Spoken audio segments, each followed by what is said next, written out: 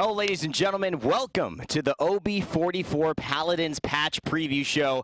My name is Rainday, and we are with some gentlemen today. Hi-Rez Pretty Hair and Hi-Rez Dry Bear. He is the he's the trash guy. I'm the trash Paladins. guy. Yeah, that's right. Cleans up the trash. I do. At the end of the day. Yep. I saw you there around 8:40 yesterday. You must have been working on something pretty late. Yeah, I was cleaning on the trash. Well, that's why we actually added ranks, so I had more trash to take out. Oh, okay. Oh, wow. Okay. All right, shots fired. There we go. Starting this off strong. We're really excited for today, and this mic's in my mouth. Let me move that a little bit. Really excited for today. I know all of you are just waiting with a bated breath to see what we've got in store for Season 1. I know we're all very excited to share it with you. We've been playing it over the last few weeks, working tirelessly to bring you the best type of product we can, and we're very excited with the end result of it so far. Let's walk you through some of the other things, though. It's not just going to be, you know, kind of the legendaries. We're going to get to that. We're going to talk about that in a little bit. There's a lot of new additions to Season 1 around just general gameplay and modes, even. And I hear we're going to have a new mode coming back into the realm. Yep, it's called Capture the Makoa. Okay.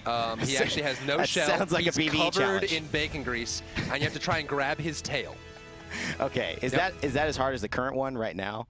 Because I hear people are saying that's impossible to win. No, it's actually, What are we doing? Those poyos?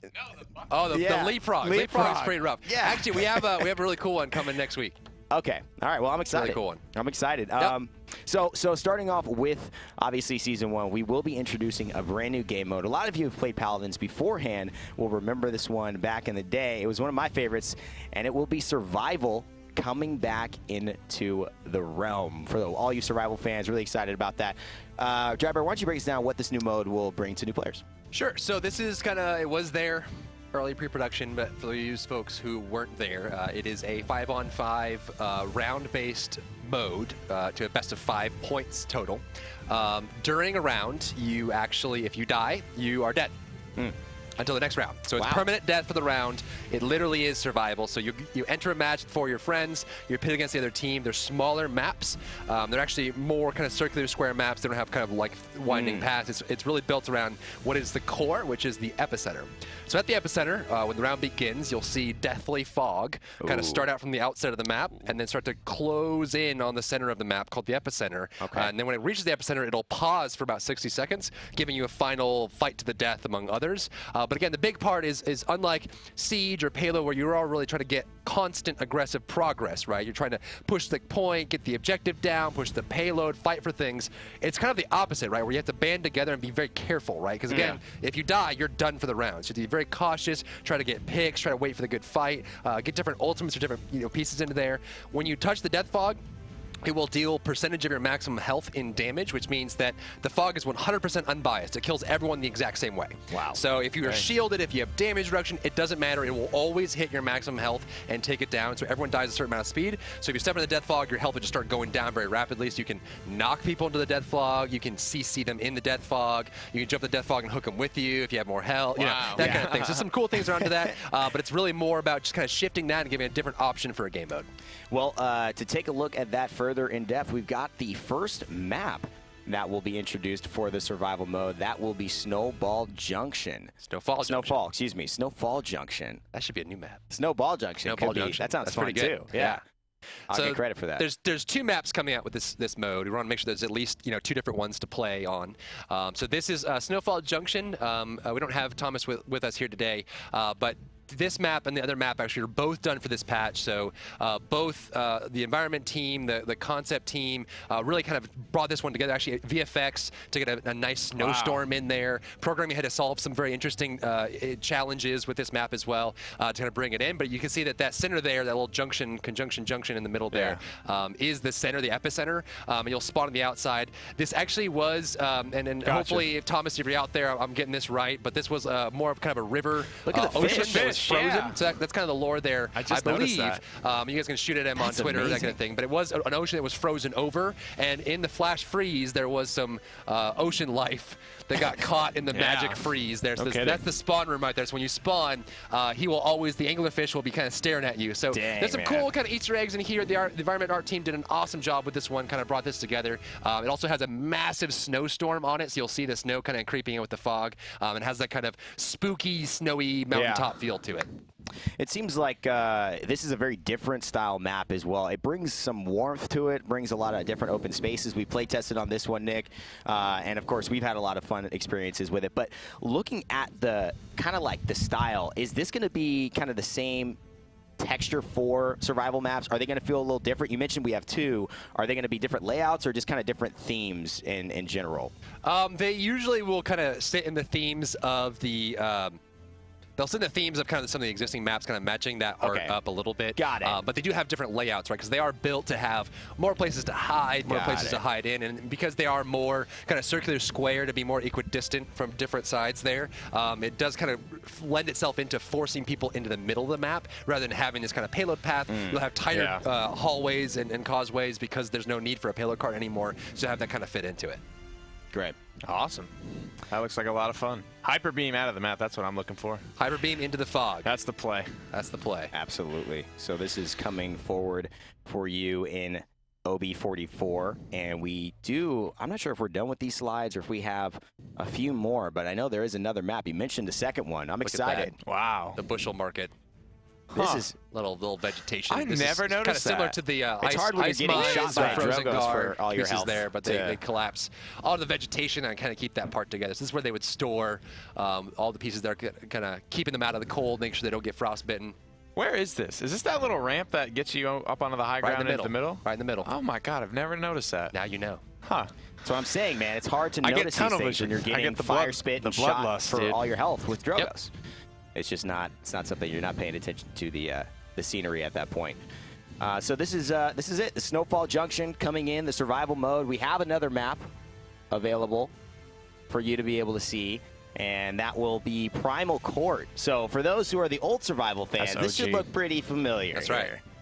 So we did actually make some edits to this one. I think the old Primal Court had some issues that we solved on the gameplay side and on the art side as well. So we kind of opened up the middle to be more of a survival-based style. We brought down the spawn room so it feels like it's part of the gameplay space, and then we fixed some of the ramp areas from the old one. But yes, this is kind of the tropical-themed survival map. Again, very small map, very kind of personal and intimate, kind of getting into those fights there and forcing the engagements. So there's not a whole lot of places to run and hide here. There's all nooks and crannies, but it really does force those kind of heavy engagements. You know, very intense, permanent death style worry where you have to kind of figure out, you know, is there going to be a Kinessa on their side or someone going to flank me and take me out? And it just adds another level of eeriness to the engagement. Yeah, survival is a very fun. I mean, for me, one of the reasons why I'm excited to see survival come back is it's a change of pace. You know, obviously payload and siege all have their very different feels, but this is very fun, very different. I remember when we had the old maps actually before there was this new. This was the new survival map back then, and we had the old maps where survival would take place with 3 different spawn points, and I had so much fun. I really found myself experiencing Paladins in a new way. So I'm hoping that new players who haven't experienced survival can really find some love and some enjoyment in these types of engagements. They're very fun. They're very fast-paced. You get a lot of credits early, so you can test out a lot of new item builds and stuff on champions, which is really cool. Different team comps, too. Different team comps accelerate here as opposed to what you're traditionally used to in the siege modes and the payload modes even. This is really close quarters, so it's very difficult. Drogoz definitely excels in this mode. You can spot out the epicenter, too, most of these maps, if you see kind of the center area. In this one, you'll see that the roof has collapsed down on the epicenter. The epicenter is actually on the bottom floor, and players actually don't have enough room when the fog sets in all the way and it ends on that fight to the death to stand on the outside ring. So you can fight up above and shoot down, but at a certain point you do have to jump down to the epicenter and fight. So there's some kind of interesting fights that go on in there. I'm coming. That's right. Jumping down. If you've never made those plays, I'm excited for you guys. It's fun to drop on down. But, you know, who's going to be up in the air, who's going to be dropping down? There's a certain champion that I think excels in airborne flight and kind of dominating the vertical space. Pip! That's what it is. I didn't say who excels at being the best damage champion in the game. No, he feels weightless. Oh, he does feel weightless. You're right. You ever watched the movie Gravity? Yeah. It's nothing like that. It is nothing like that? Not at all. Have you heard the song not Gravity? related in any Have way. you heard the song Gravity? No, not Gravity. at all. No. Oh, it's nothing like that either. I don't listen to music. So we've got brand new skin coming out, and I know it's been teased all week. And whether you listen to music or not, you should be excited about this one. It is Dread Hunter Drogoz.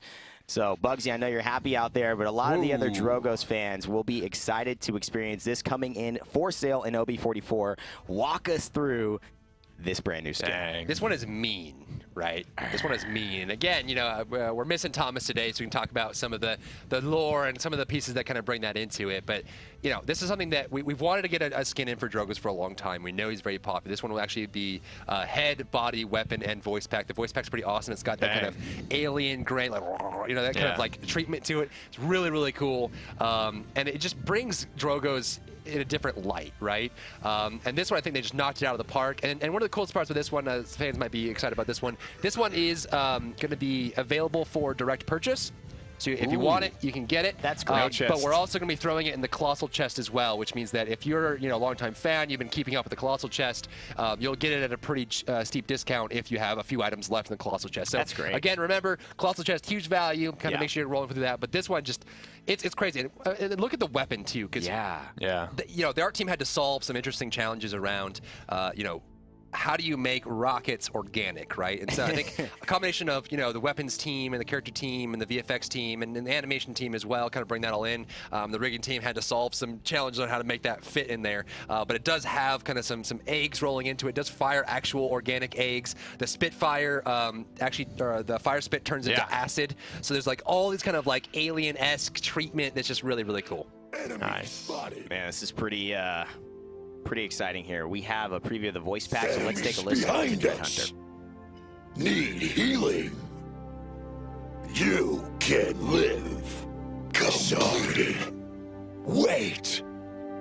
Help right flank. Defend right flank. Next time. Defend right flank. He just wants that right flank. He wants it so bad. I love It's all going down on the right flank, guys.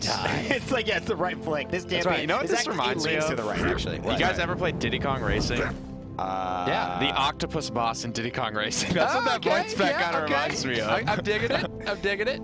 Yeah, man. I'm waiting for Sigourney Weaver to pop And here's out. the beauty of Paladins, right? Twofold. One, you can put this mean hunting destruction monster of doom and death onto a unicorn if you want. You could. And this is fully customizable, so if we could just kind of take the body off real quick. He does kind of have the other pieces too. See, what's really awesome is they glossed over his normal eyes. It's like the Viktor on the skins. default, so he looks like he's just a possessed Drogoz. Wow. And you can kind of mix and match ones in there and kind of mix it up. Personally, for me, I just put it all on. It's awesome. Absolutely. Yeah, it is pretty awesome. This is coming into the realm in OB44. Yeah, give us the body and the normal head. Through the Colossal Chest as well. Get the horns. Black horns. Black. And I you actually can like pick that. it up separately. Black horns with the regular body. I actually like that a lot. It's pretty wicked. It's going to be a treat. Of course, I think this is going to be a hot item. You're going to see a lot of players playing Drogoz lately. Maybe not just for this reason. Maybe. Well, there might be other reasons there might coming be other up. reasons. But it does. This one also, because it is epic, comes with a whole update to the visual effects suite. So all the stuff kind of, again, turns to green fire, acid, kind of more organic. So it's just the whole suite of Drogoz is updated with this one. Beautiful. Yeah. Anything else you guys want to say about it? I love it, especially the Dragon Punch. What's anything different around the Dragon Punch? I didn't notice that. It's just voice. It sounds cooler. Behold. I like the new voice a lot better than the old the Drogoz voice. Yeah. Theory is in the eye of the beholder, you could say. Absolutely. Well, he's definitely got the eye for damage. You'll see later in some of the new updates to Season 1 that a lot of champions are getting some crazy cool updates as well, not just visually. So stay tuned for that. Of course, we do have a couple other things before we get into some of the Season 1 changes that I'm sure you all are looking at. This is really something I've wanted for a long time and really cared about the community. I'm just kidding. Shut your mouth! You shut your mouth, Evan! All right, guys, what's let happening? him have this. What's happening? This one, and I realize this may not matter to many people, but for me, it's near and dear to my dry, ever so dehydrated heart. We're bringing in the option to update your Crosshair reticle through the suite of what we have in the game. So there's, you'll get the precise, cross. You can get a dot. You can get the kind of shotgun treatment with the circle. Kind of the pieces there. He did it. And I gotta kind of give shout outs to our lead programmer and programming team for sneaking this one in. This one was not planned for the patch, right? But Driver just wouldn't shut up about it until we finally did it. And so late one night, deep into the morning, coffee filtered, our lead programmer threw this one in there. I will say that this one is not the final implementation. We plan to eventually make this kind of per character basis, have champion-specific upgrades and stats in the settings menu. But for now, just so for the folks out there that are very finicky with their crosshair and make sure the reticle is exactly what you need to hit the the color and mixture, this one will be a global override. Yeah. So as soon as you change this, it will change it for all the champions. You will have to update it per champion.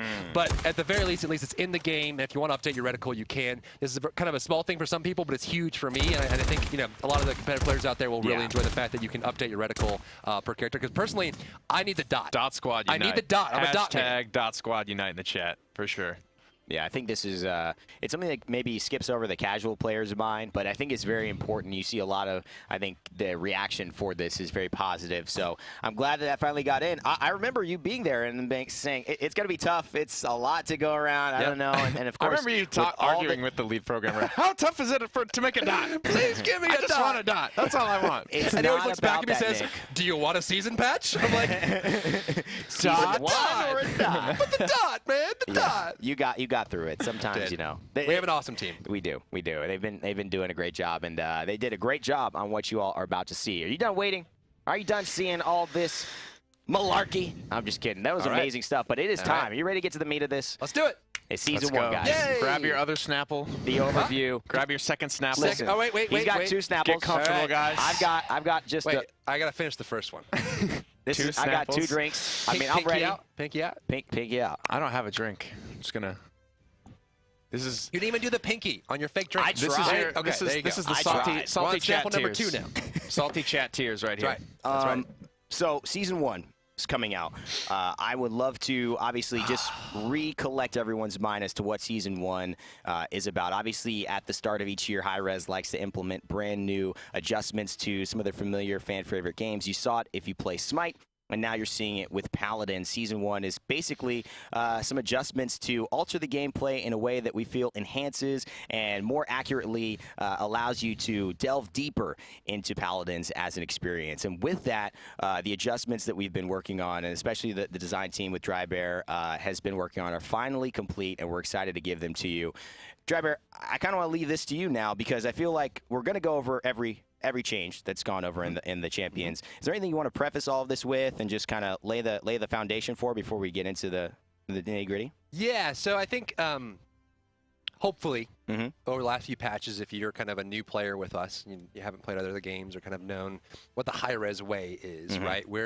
We're a company that is all about you guys, right? About the users. And so a lot of times, if you guys bring up an issue to us, we will try our best to make sure we solve it. And we're really here to make sure that at the end of the day, you guys are having fun, right? I want to make sure that you're playing the game having fun. So we're trying to always make improvements and kind of get that engagement there. When we first started Paladins, we iterated tons on card systems and customization options and items and counters and all that stuff. And initially, through the pre-production process, the people that are playing beta really kind of came forward and said, it's a shooter. We want it to be tight. We want it to be clean. We want it to be competitive. Yep. But over time, the feedback through the open beta has been, we want that, but we also want to have really interesting customization options. We want to make sure that the cards are very meaningful and impactful. We want to be able to kind of mold our own style. It's what Paladins is. Let's embrace that. And so that's what we're doing here. We did actually do several rounds of updates and ideas, talking with the community on what we would like to do and how to solve those problems. And then you guys kind of gave feedback on some of our earlier systems, which we kind of adjusted or threw out based on feedback that we got before we even kind of continued work on it. We're also in season 1 trying to solve some of the complaints and feedback pieces that we got from the community around Radiant chests not feeling as exciting when you open them, not being able to buy them for gold and being able to have spend your gold on something meaningful, and being able to kind of upgrade through mastery and kind of get that personal experience in there. So with this, we came up with a system where we feel really kind of hits both those notes, allows you to go deeper into the characters, but also allows Radiant Chest to be a big part of that, and also be able to kind of get your gold out on a pedestal and be able to use that there. So this is season 1. Yeah. Welcome. Season 1. Basically, what we will be doing is going through kind of the first system that I think has been introduced, and if you are familiar with that, it's the legendary system. There's been another name for it, talents, so don't get that confused. They are legendary cards, and what they will do is give you significant opportunities to enhance your playstyle. That's right. And change the way that you want to go into battle, even further beyond the actual loadouts that you pick before the match and the items that you pick during the game. These legendaries will be 3 to champion, so essentially each champion will have 3 options to select, and we'll be going through what each champion has been given at the start of this, and a big high, I think, kind of awareness of PTS. We want you to get in there and want you to try all these out. Yeah. Want you to give us your feedback. Only so much that, you know, how many 20 people in a room can really gather. We need the community to sit behind this one, so please do it, and we're excited to see that.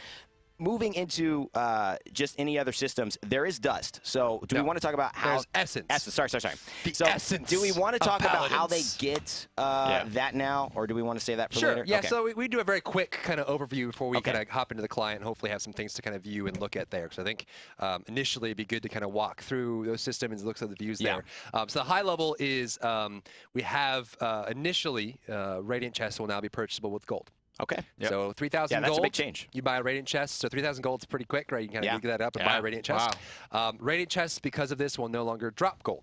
So when you get a duplicate out of it or kind of get some random gold, that's all gone. It will now drop a new type of currency called Essence. Essence is currency that will be spent on cards, whether it is loadout cards or legendary cards. So you kind of collect Radiant gold, buy Radiant Chest, drop Radiant Chest from leveling up, and then you collect Essence and spend that Essence to unlock legendary cards or loadout cards. With this, we're also going to be applying rarities to each of the loadout cards, common, rare, and epic, and then the penultimate final, cherry on top there is the legendary cards. Every champion in OB44 for Season 1 launch will have 3 legendary cards to choose from. We're going to be giving you 1 for free as a starter legendary. So every champion will come with that's good to know. 5 loadout cards as a starter deck, and then you'll have a single legendary for free as a starter legendary. You'll have 2 others you'll have to purchase with unlock with Essence to be able to get that. Now, these legendary cards are built to be very impactful, very strong, very meaty, sometimes doubling your damage and giving you different ways to play and kind of focusing your playstyle in a different direction, but also working in tandem with the items and the loadouts to really kind of allow you all the tools you need to make what is the best option for that match, or maybe a playstyle for a character that you may have not thought before, or create something new, right? So that's kind of the big piece there, and we're hoping that as PTS comes out, you guys get feedback on all those. Yeah, all right. Well, I'm excited. Let's get into it. The first one that we have up is actually a mystery to me. I'm not sure who we first have up in game, but we do want to show you that. So we're not gonna show these in game. All right. Okay. I was under a different impression earlier, but that means we will at least talk about them and make sure that you all get to know exactly what's going on. So let's just start with A, and let's just go through that. Starting off with, actually, each champion will go through, if they're receiving any balance as well, because Nick and I we do balance, we corner off. We'll talk about any balance adjustments as well as, of course, the legendaries that they'll be adding. So Androxus, starting off with that, Defiance, they will be increasing the accuracy from 75% to 82%. Yeah, I mean, it's definitely kind of been for a long time. Not really something that used. I know I was preaching, don't ever right-click. It's not really worth it. It's just too random. So making that tighter, making that spread a little bit more reliable, it's going to make it part of his kit again. You know, it's so cool. It's a really cool animation. It's something, it's style points at the end of your kill. It's definitely something, and there's a lot of loadout cards around it as well, so you can, make that a viable part of your playstyle in Androxus once again. Some of these changes too, in the introduction of the legendary cards, some of these, like with the Androxus Defiance, were really built to be, part of just making that ability better. But in some cases, characters may be kind of losing a part of their kit that goes up to legendary, but we're buffing it from that standpoint, or kind of getting some pieces reworked in there that kind of helps the character get some buffs in there to kind of fix things up as legendaries come online. Exactly. So the cards, a couple of reworked cards as well. We won't spend too much time on this. Elusive, actually, Patience has been renamed to Elusive. Gain 10, 20, 30, 40% movement speed for 2 seconds after using Nether Step. Pretty self-explanatory there. But his legendary cards. Let's talk about the first one. Heads will roll. This will be the default option that you're able to get. Heads will roll. Deal 50% more headshot damage. Yeah, so you'll see all 3 on screen here. And remember that these, there's going to be basically 1 that comes as a starter, right? It'll come with the character, you unlock that there, and then you'll have that there, and then from there you'll be able to unlock the other 2. So Heads will roll is 1 for Androxus. So basically, with this legendary card equipped, you will be able to deal 50% increased headshot damage, which stacks on top of the default 50%, which means that if you get a headshot as Androxus, you will be doing double damage. 1,200 damage. Yes, you will be doing a direct Yikes. double damage off One the shot. base. Yep. And so when you hit that headshot, it really hits into it. And again, these are all meant to be either alter different categories or create different playstyles. So that's kind of like the direct, I'm a revolver, I'm hitting you in the head kind of treatment. The one on the left there is Godslayer. So Godslayer will have the ability to beef up reversal if you're trying to play that playstyle. So reversal will now always fire back. For those of you who don't know, don't play Androxus, if you don't take damage on the reversal, he doesn't fire anything back. He didn't collect enough damage to do it. So with this legendary, it will always fire back and starts at a base of 800 damage instead of 0, which means that even if you walk out of a reversal at a dark hallway by yourself, you will still fire something and it will do 800 damage. And then if you took damage during a reversal, it will scale it even higher.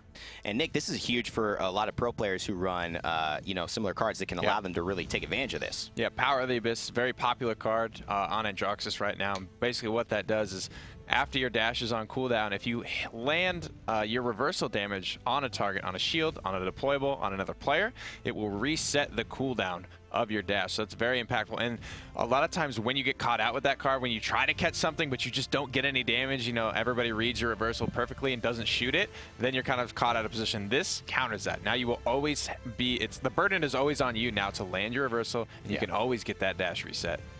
And then Darkstalker, did we mention that's going to be... This one's interesting. This is going to be fun. On paper, this one doesn't, I think doesn't have the same punch that others, but actually provides really interesting benefits. So normally, Nether Step, has like 10, 12 second cooldown, right? When you activate Nether Step, there's a timer that runs. It's not on cooldown yet, where you can dash a second time or a third time, and then it goes on cooldown. Instead, this legendary reworks Nether Step to be on a 3-charge system, and then the cooldown now becomes a third of what the total is. And so you have about 4-second cooldown per Nether Step, and that's always running on a charge system. So you basically have this arsenal of Nether Steps at your disposal. There's not going to be a long period where you don't have it, and you can actually cycle it. So this works with loadout cards like when you dash, you get health. When you dash, you get ammo. And so now it's like right there in your hands, ready to use. You can dash, dash, dash, or you can dash, wait, dash, wait another 5 seconds, dash again, or run cooldown and kind of cycle that. So it really opens up a mobile playstyle for you can Androxus. stay in the air basically forever with this card. You can actually just float around nonstop, and your charges are going to be cooling down as you're floating around. So I was playing with this in the training range. You're actually just floating around. This works with cards like Sleight of Hand that give you ammo when you dash. It does have still the 5-second internal cooldown, but like I said, you'll be able to just stay in the air forever and just leverage that card multiple times. It's a lot of fun to play around with. And one thing to stress here too, you can only So we didn't really cover this, but selecting legendaries. When you load into a match, the legendary card is selected with your loadout. So you'll pop up, you'll select your legendary card, then you'll select your loadout, and those will be locked in for the game. You can only have one equipped, so you have to choose. And so inherently, a lot of these feel very powerful and they're intended to, but you have to pick one, right? So there's built-in opportunity cost there. So to get the crazy mobility, ammo recharge, healing back on the Nether Step, you're giving up the powerful reversal or the powerful headshot damage. You can't have them all. And so that's why they're all very strong, because they can't coexist in the same system. So you're defining your build and saying, I now value the movement or the utility to move around and survive more than the headshot damage. And I just heard we're actually able to go into game to be able to see this headshot damage and see the impact of this. And so this is the Nether Step charge. You can see down there on the F. So it has that charge. So yeah, let's take a look at this then. So you see it on the F. There's a number of the charge there. So go cooldown. You see that very short cooldown. And so he'll be able to stack up charges, kind of build that in there, and he'll be able to dash around. But remember, the charge, if you have less than 3, the charge cooldown is always running. Yeah, buddy. And so it's always going, always getting more charges on there. So there's 2. And there's the 3rd charge. You can dash again. You can dash 3 times if you want. It goes on cooldown. Another one comes back. But this basically means that dash is a huge part of your playstyle. It's no longer, I dash to get in, I have to wait a long time. It's a big part. And so this kind of lends into the dogfighter, where you can go up in the air, shoot, go up in the air, shoot, jump around. But you lost the headshot damage, you lost the reversal, which is really interesting. Really, really interesting decisions you're going to have to make. I think that's the theme. And I think people who are jumping into this first now, I don't know what the reaction is, but I think you have to understand that this happens for every single champion. So some may be saying, what is this new world that Androxus just entered in? This is where all the champions just went. So be ready. We told you, get excited. It's happening for every single one. So without further ado, we've talked about Androxus, a lot of great ones. Head will roll. The headshot will be the free one. And the other ones you'll be able to earn. We have upcoming Big Daddy the stay-at-home Little daddy. dad, Barik. Barik. Barik is going to see a couple balance things. So while we get things set up, the balance for Barik, his blunderbuss is actually not going to provide bonus damage to targets marked by your turrets. It's actually going to reduce the fall off from 80 to 85, so that's a benefit. And then it's going to reduce the minimum damage at maximum fall off range from 10 to 50%. So walk me through that one, Nick. So just making the Barik weapon a little bit more reliable. And you see that bonus damage. You might think it's a nerf, but this is going to be kind of a common theme throughout the patch notes, just kind of sweeping the bonus damage off a lot of people's kits, and those kind of became a lot of legendaries. So you still will be able to have that choice and go into that as a Barik player, but we just wanted to make that a very impactful choice, part of a legendary card now. And the 10 to 50% actually I found to be very exciting as a Barik player. I don't play a lot of Barik, but you don't being hit for able to 16 or 22 anymore. Exactly, you don't hit for 22 anymore. You're hitting for 200. You're hitting for that even from a little farther away. It's very, very fun. So we have the opportunity, another man's treasure is renamed to one man's treasure. That was really important. No one cares about that. No one cares about so that. legendary cards, it's coming in. Let's take a look at Barik's. He's going to have Architectronics, Tinkerin, and Barricade. So we, I guess we're just going to talk about that. Not going to bring that up on screen. We're going to Architectronics, improve the potency of turrets. Yeah, what so is that? The theme here for Barik is kind of trying to choose a direction for his build, right? The ones that are going to start out with, and you know, we are kind of starting with 3 legendaries per character. There's room to grow to 4 or 5 in the future, you know, in maybe a mid-season update or something like that along the way. Give more options to vary there, depending on the feedback. But the idea here is that Barik can go into kind of a turret build, a weapon build, or he can go into barricade build. Right, and so building into that, you'll see a theme where, you know, the description is enhanced, right? It's enhanced turrets. His other option is enhance the blunderbuss, and the third option is add 4,000 health to the barricade, right? So it just becomes this massive monster of a shield that's really difficult to take down. And we decided to go with the wording enhance because it actually changes a lot of values on the turrets. But the big ones there for Architectronics is the turrets now are instant fire. Oh. They're hit scan. Oh, wow. So the baseline Barik turrets fire a projectile, which really good players at medium and long range will never get hit by, right? Yeah. Personally, for me, if I see a Barik turret, you just wait, let turret flyer and sidestep, projectile will miss you, and you're kind of avoiding it. At close range, he will get some damage on it and kind of have to deal with the turret that way, but at medium range, you never really get hit. This is now going to be a instant hit. If this turret sees you, it'll hit you. They get a tiny bit more health, just a little bit, like 100 or 200 more, just a little bit to kind of keep them boosted up there, and then kind of a little bit more damage. Just basically kind of across the board, just a little bit better. But the better hit scans, turrets and hit scan. Hit scan's a big thing, right? for so sure. Then again, you're not getting the blunderbuss talent. Your weapon's not going to be too much better. The changes we made there weren't really super huge. And then the barricade means that you're just going to have the default barricade. But Barik is kind of he's a very, artisan master of a lot of traits kind of thing. And so by choosing one of those to kind of enhance or master really helps. So you go with the turret ones, with the blunderbuss one, which you've been playing a lot, kind of enjoying it. It enhances it, which means it kind of raises the accuracy, it raises the damage, it reduces the fall off, so he has consistent damage in there. Yeah. So he basically becomes this angry dwarf. It's like he went running back, around. He went back into his workshop and just said, let me add a couple a little bit. Let me boost this up. And he just made it happen. I mean, that is fun. I started playing Barik again after this. I've had a lot of fun with him. So I think these are going to be some great talents for him moving forward. So that's going to be doing it for Barik. Next up, Buck. He's going to get 3 talents himself. Net shot, speed loader. These are some adjustments happening. So this is actually important to note before we get into this. Net shot is going to be losing its bonus damage on base. Yep. Right. Like I said, the big sweeping change. Basically, almost everyone that had some sort of combo damage that's more than likely being moved to a legendary. Is the idea here. All right. So the net shot is going to be one of those. So same theme, and then that actually gives a great segue to his first legendary card called Ensnare, and that will mean that he gets 40% bonus damage for 3 seconds after hitting a target with his net shot. Yep, just kind of like the old combo. But it's strong. All of them, I should take the caveat, they're all stronger now. Yes. All the combos have been removed and put on legendaries, but they are now stronger. Right, so if you're going to go with that, you're still going to be playing the same Buck, but he's going to be a little beefier. He's going to hit harder. So that's exciting.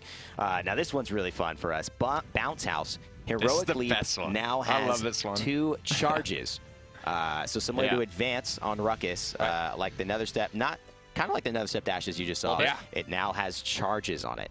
So best name for a legendary, Bounce House. Bounce House. And best experience. And so if you, and again, anytime there's a charge addition or a cooldown reduction from a legendary, that actually will become the new base, which means that any cooldown reduction is now applied to that new base. Wow. And so you could run high cooldown reduction, bounce house, Big buck, Chronos time. and you literally are a frog. You're just bounce, land, wait a few seconds, bounce, land, wait a few PvE seconds. mode. It's like that. And again, with the built-in there, with the actually bonus damage after net shot coming out of his base kit, becoming a legendary, you are then choosing to give up that bonus damage to just be flying around like a frog, right? So there's some really awesome kind of trade-offs there and some opportunity cost built in, but also that lends itself more into the loadout you choose and the items you choose, because do you run Chronos instead of Cauterize early? Yeah. Do you build your loadout in a different way because you're being more mobile? Maybe you're sacrificing damage and so you want to be more harassing, but bringing that out of the kit and balancing it out with opportunity costs allows us to do more awesome things. Absolutely. Yeah. It's a really fun one. And the other one, Bulk Up, that's actually going to help his recovery. So now he's going to heal for 600 more health instantly. First. Right off the bat. As soon as you press Q, 600 health. Wow. And then recovery will come through. That's a lot. That's going to help duels as well. I mean, there's a lot of interesting decisions to make. Do I take the extra damage? Do I basically take the 600 extra damage, which that 40% kind of turns out to be when you're firing onto somebody? Or do I take the mobility? Do I take the health? There's a lot of really cool decisions that's going to be made with Buck, and his legendaries are an absolute blast to play. So check that one out when you get into PTS. Now, following up, it's the King of the Realm. Or maybe not the realm, maybe where he comes from. We don't know that yet. Bomb King. Before we get into legendaries, Detonate no longer grants bonus damage for hitting the same target with multiple detonate sticky bombs. Yep. Same thing that we talked about there. Grumpy Bomb no longer deals bonus damage to shields. Yep. So same exact thing that we're moving there. A couple of card reworks. We're not going to spend too much time on those. You can definitely follow along in the patch notes when they're released this morning to this evening to watch and check those out. But let's get into the cards. Chain Reaction is his first. This is where the actual damage stacks for Bomb King now. So 30% per bomb after you land the first one will be exploded onto a target. That hurts. Just like his old combo damage, just and stronger. Again, it is the base kind of combo he had, so he can now opt into that and get bonus damage. Okay. But again, by him losing that, and now frees him up to get some really cool other benefits because he gave something up. So this is a fun one. I was really excited about this. I know a lot of Bomb King fans will be. Accelerant. Coming back. Increase the self-knockback of Poppy Bomb by 60%. You're high flying, baby. He turns into a kite. He sure does. He's got, again, so he gave up that combo, right? Yes. It's really important. I'm going to stress this a lot. It's going to get a little repetitive, but remember, he loses the ability to 2 or 3 hit burst you because the combo's gone. Yeah. And now he can just pop that Poppy Bomb, get jolts, get air blast, get accelerant, and just boing, and he can really just get over. He can go from one side of the point to the other and get that distance. It existed before, but it was difficult to justify because when he landed, he would go 1-2 punch, get the combo burst damage, right? Yeah. But when that goes away a little bit, now it's okay that he does that because it's got the opportunity cost built in. And then his last one, Demolition. Grumpy Bomb destroys all shields when it explodes. So, Nick, I mean, even Torvald shield? Even Torvald shield. Even Dome shield. 20,000 HP. Shields, deployed Gonzo. shields. If there is a shield that is around on someone or deployed when Grumpy Bomb goes off, it's gone. Whoa. Later. And so, again, Barik's, we were testing this the other night. Barik's Dome Shield has 20,000 health. Yeah. And so if he throws the Grumpy Bomb right as Barik's coming in and pops the Dome Shield up, the Grumpy Bomb will erase it. That's the real counter right there. Wow. But he's not as mobile. He's not. And he lost damage. That's right. To be a good counter to shields. That's right. And those are meaningful decisions that he's going to have to make in the game. Choices, baby. Which one do they were I holding do? a Grumpy Bomb for a second. Yeah. Okay, moving on to everybody's favorite hunter's daughter. That was a lot of possessives there. Cassie. She is going to actually be losing her dodge roll bonus damage. So for your next shot after dodge rolling, you will no longer be having your bonus damage. Disengage will also no longer give you bonus damage, but do not fear. It was worth it. It was worth it. It was worth it. It was definitely worth it. Exaction, the number one. This is her basically back to old Cassie if you want to kind of play that same style. Deal 40% bonus damage on your next shot after dodge roll. So instead of 30, it's up to 40. Yep. Good stuff for Cassie mains still right works there. incitement, still works on gonna slot need and lunge. Just, it's even better than it was before. Big game. This is a really interesting one. This one is fun, and I think a lot of people are going to start trying to experiment with this. Your first shot against an aerial target hit by disengage will deal bonus damage equal to 30% of their maximum health. I mean, so that's like Over 2,000 health on the Fernando. So if you remember, you don't have the dodge roll bonus anymore, but if you roll in and knock back like a Makoa or Fernando, you can hit from anywhere between 2,000 to 2,400 in a single disengage hit. But again, when they hit the ground, it's one shot, right? You have to wait for disengage to come back off cooldown and do it again. It's a very difficult thing to hit, right? Because if you hit a Fernando and they charge out of the way or whatever, you have to be very skilled to do it. But now there's this really big punch. We call it big game because you're hunting big game because it's built against tanky teams that have large health pools, a lot of front lines. So if you find, that Makoa, and it works on Makoa's ult too. So if he pops it up, you can't CC him, but if you can hit there, it falls down. But if you hit a big healthy target, big chunk of damage. Yeah, it's a lot of fun. You built some disengage decks. I did, because it's an extremely high payoff. If you land the full combo Cassie, you're probably going to one-shot somebody. But disengage is on a 12-second cooldown, and if you miss it, then you're nothing. You got no bonus damage. You got nothing to leverage for the next 12 seconds. So it's a very high risk, but a very high reward to build that way. It feels so good to one-shot like a Fernando who feels like, oh, I'm at half HP. Like I got this. I can stay on this point. And the important thing to note too is the dodge roll is just bonus damage, which is good against kind of squishies and flanks and damage fights. But because this is percent match at max HP, it actually does far less on like an Evie or a Skye or something like that, right? So it's really built to be taking out tanky targets. So if you're, you hop in the match and your legendaries pop up, you're like, okay, I know my loadout. What legendary should I get? You look at the enemy team, it's all squishies. You're not going to run big game because it's going to be a lot less effective. But if for whatever reason, they decide to run Makoa, Fernando, Barik, and Torvald, you're like, hey, Grumpy Bomb. Hey, Bomb King, you want to team up for a second? Throw that Grumpy Bomb down, it'll pop up right in the air, we're good to go, right? So more into customization and countering. Her last one is called Impulse, and this is just a flat increase of the damage of Blast Shot, but it's by 300. And I think we've all played this one. It packs a big punch. It's really valuable. It's a 750 instant AoE explosion for Blast Shot, so you can, hit Blast Shot and get some really big bursts, or just take out groups of enemies, right? So you have one for direct damage, one for big target health HP damage, and one for AoE damage. And the choice is pretty interesting. Yep. So moving on to our guy who just got Dragon, who just got the best skin in the realm. He's on fire, and these talents, I think, will make him even more on fire. Drogoz getting hooked up here. We're going to go into his actually first adjustment in the balance side before we get into the legendaries. Drogoz is seeing a bit of a nerf in the damage of his rocket launcher. He is seeing a reduction from 950 to 850. Yeah. And thrust is no longer granting bonus damage after thrust. Yep, so kind of the same thing here. And he's hitting really hard, but bear with us. He's getting some legendaries that are going to help him out in all of those departments. So everything that we take away, we're kind of giving it back to you in our own way, and a lot of times a little bit stronger than you had before. But now you just have to make that choice. You have to give something up to get that. So let's take a look at his legendaries and see what ends up happening. First legendary. For those who were so sad that Speed Drogoz was gone, fear not. He is back and in business. Worm Jets, the legendary, will allow you to increase the flight speed of booster by 65%. And that's not. Jet plane Drogoz is back. Zoom. He is fast. And it was faster, ladies and gentlemen. Let's just say that. Let's just go there. He is fast. He's still very fast. It's a lot of fun. He can just traverse the map. He can bunny high. He can do a lot of great things. No longer has the thrust bonus damage. There you go. Now he flies faster. Very, very fast. Combustible. Actually, I think we're gonna be able to show that in game to you all in just a moment. Let's take a look when we can. This is Worm Jets. This is gonna be his legendary card. You can see the speed difference. Here is Worm Jets. Look at him go. Look at him just flying around. This is basically, we fixed a bug back in the day that would kind of allow for something similar to this, but this was him keeping his downward momentum to get to even crazier speeds. Now he's got good base speed to just bunny hop around on, but now he won't be able to do that. Kind of like old school where he was keeping that downward momentum, almost kind of skiing around the map tribe style, where it was just a little bit out of control. Now it's so much more fun though, and the reason we have to take some damage off his base rockets, Evan, is just because he's so fast. He can get in your face, kill you because he still hits so hard. It's like being that he can get up in your face, anyone's face, coming across the map at you and just directing you rocket time after time again. Yeah.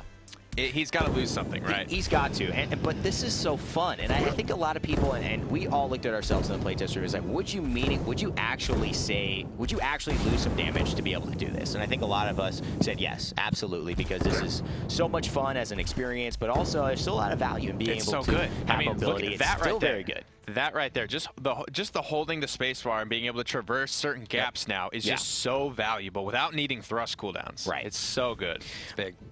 So the next one, this is a really interesting one. Fire Spit's been a staple for Drogoz for a long time. Combustible, his legendary, will allow you to have Fire Spit now knocks back. So thing we didn't mention, Fire Spit, actually, the knockback on that was taken off, correct? The huge knockback is going Huge to have a little knockback. bit of a bump there, but it was it's not the basically big gone. team-wide knockback anymore. Got it. So that was one of the base things that changed. Now this will have that big knockback, and it will deal an additional 30% of its damage to targets hit over 2 seconds. So it'll have the big knockback, and then it'll light them on fire, and they'll burn for 300 damage. So it increases Fire Spit's damage to 1,300 or so. Yeah. And then you can still recycle that with Masterful and that kind of thing. It has a huge team-wide knockback. So you give up the booster speed, you give up the damage, but then you have the opportunity to really have a huge impact on team fight. Because again, if you hit everyone on the point for 1,300 damage, and they're burning alive and all that, and you knock them off the point, and you can cycle that with Masterful, that in and of itself is just team-wide utility. Absolutely. But you're slow. But you're slow. And now you have to don't make have the that speed. choice. God, so many choices. And then here's one that's going to be a tough one because no one wants to give that speed up. It feels so good just to fly around the map like that, but some of those talents are dangerous. And your Fire Spit's still going to hit for 1,000 if you don't take it. I mean, you know, but it may not kill, right? I mean, that 1,300 over twice if you have the Masterful reset, that's 600 extra damage on everybody. Kill or dispersion. Off the map if you're picking you know, a lot of hazard zone on some maps. Very, very important. And then Fusillade. Direct shots deal 50% more damage. Boom.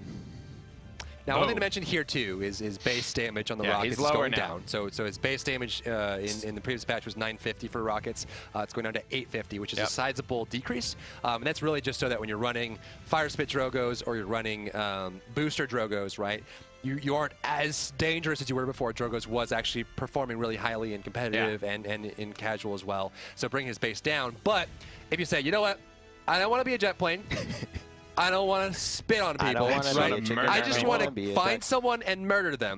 And now you can. So if you hit them directly, you actually do 50% more damage. You're up in like, you know, 1,200, 1,300 damage on a single shot. And that's, you can land on them and just start hitting them with rockets. Yeah. And actually what else can you do? It doesn't last very long. There's only about two you can take before you're dead. If you don't want to spit on people, you can just hit them with rockets. I tested the build last night, which is a little cheeky. I ran lung capacity 4, which increases the Fire Spit projectile speed by 200%.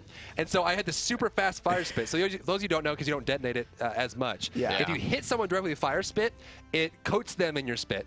And they actually take 20% more damage from you on top of that. So you run Fusillade and then lung capacity. You just spit on a Makoa, and you just walk up and you just start hitting it with rockets for like 1,600, 1,700, and you're just die, turtle, die. Well.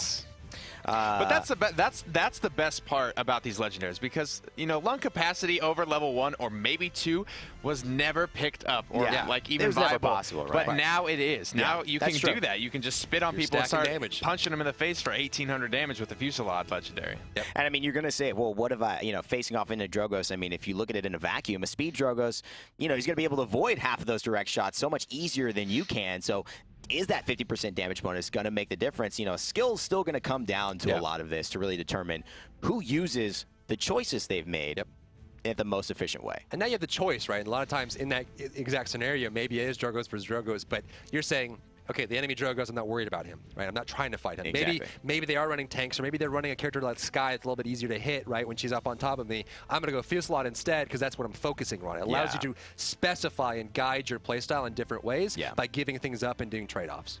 Well, that's really exciting for those Drogoz fans. I'm sure Bugsy's going to be disappointed, especially after him and D69's experience this weekend. They're probably looking out of it now. I don't know. Evie, though, let's talk about her. She's been a lady that's been having a lot of fun lately. She's been fan favorite, been doing pretty well. It's really because of that slow on her ice block, though. No, I'm kidding. People, but that's no longer going to provide bonus damage. It's no longer going to slow. So that's just something to know. But her legendaries are a lot of fun, too. Let's talk about those. Reprieve will be the one that that she actually starts out with. That's the default. And for those who didn't know, I will go back as soon as I have a second to think about it. But just for Drogoz, the knockback one is actually the one you will be getting to start. We're going to be going in game for Evie as well. This is Reprieve. You will be able to heal 600 health per second during ice blocks. So let's take a look. He's going to take some damage here. And when you run a Reprieve, So you're damage immune. See you later, And you're buddy. generating 600 health a second. Yeah. While in the ice block. So again, you know, we did take Wormhole out of the loadout sections. That is one of the legendaries. So she'll have one for that and one for Sword. But so basically, you're giving up the ability to blink and blink back and have more ability to get tankier and get more involved, right? So if you really want to, you can jump in the battle and be more engaged there. It's almost like a full health reset if it works properly, right? So there's definitely some different mentalities that come out of that. Absolutely. And, you know, it's exciting to show you these two because you really get to see how they impact the game. You know, there's so much their numbers, but really it's the way it feels, the way when you see it. That's where the excitement, you know, comes out for me especially.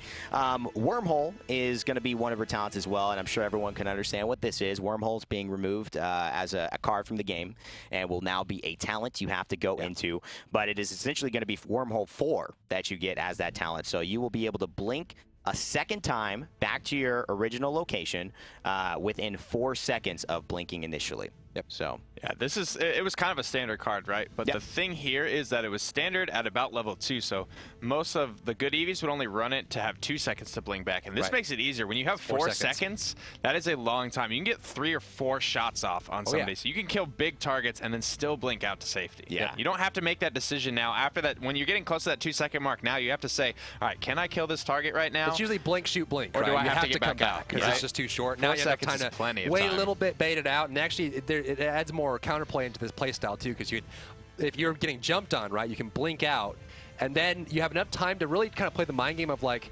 am I coming back? Yeah. Right? Because most people, because of the 2 seconds, you don't have time to think about it, so they just sit and wait where you're going to come back because they know either you're going to do it or you're just going to die. But now there's enough time to just like, yeah, you're getting shot up by my teammates. How long are you going to wait for me? You just 3 seconds go by, 4 seconds go by, and I'm back, right? So that's going to be a fun one, and I think a lot of people will be familiar with that play style. Over the Moon.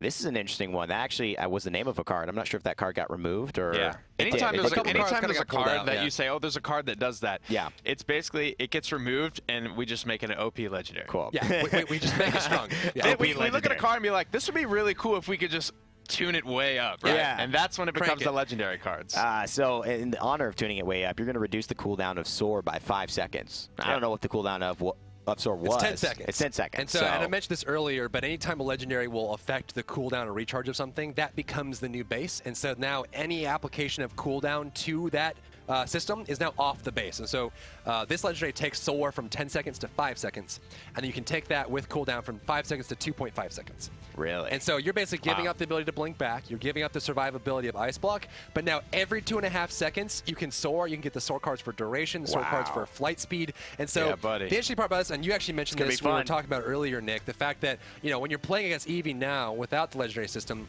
you know they're probably going to be running Wormhole. Yep. You know they're going to be a certain play style, but if you're countering against Wormhole, you say, okay, they're going to counter Wormhole, I'm going full Soar build. And so now, what do you do against that? It's a completely different play style. She can Soar around and reposition. She can Ice Block, Blink. And now Blink becomes the secondary mobility to reposition after Soar, and it changes the whole play style and gives you options. It's going to be really, really interesting. Again, you didn't want to see all these? Go to PTS. Go play it. All right, Fernando, coming up. We've got his adjustment to Fireball. That's no longer going to grant bonus damage for hitting multiple targets with Fireball. But there's got to be some way for me to get that back. I'm sure there is. And that's in his legendary cards. But the first one, Formidable. He's going to be regenerating 40% of his maximum health over 3 seconds when he falls below 15% of his max HP. So with an internal cooldown. Okay, internal cooldown. And so if you get really low and you trigger this, he will now start rapidly regenerating a third of his health and kind of pick that up there. So it's really, you know, you're giving up the Fireball, which is more of aggressive talent. There's a Shield legendary in there as well. So you're kind of picking out that. But basically saying, you know, I want to be meaty, I want to be tanky without my shield. If I pick that up, if I trigger low, I'll heal back up. It's a fat one, for sure. And the fat one that we all really have had a lot of fun with, Scorch. That's the Fireball. That's mine. You're going to be able to deal 30% more damage and 30% more for each additional target hit. Does that end up working out differently than it was before? Or? Well, most of the time your Fireball only hits one, maybe two people. For me, it's mostly just Dry Bear, right? I'm only hitting that one person in the back line. I'm hitting that Kinessa. I'm already dry enough as it is. It takes away that potential for the 5-man Fireball where a Fernando just wins the team fight with one ability, which kind of feels weird to have a tank do that. Yeah, that's but true. it will hit harder on just that first target. I think that's the big one, that the one target that you're chasing down gets hit harder now. Yeah. Right. Yeah. So you lose the ability to have the stacking per target. Yep. But if you buy into the legendary version, you'll get, at base, a 30% increase of the damage. So Fireball is always better, and then you gain that stacking back. And so buddy. it actually means the stacking to 5 gets better, but you're giving up the healing legendary, and you're giving up a shield legendary to be able to combo that. So you're saying, I just want to hit 5 people with a Fireball and have it do over 1,000 damage at the end, or at base just do more. So Flank Nando's still a thing? Flank Nando's a thing. Okay, good. Yep.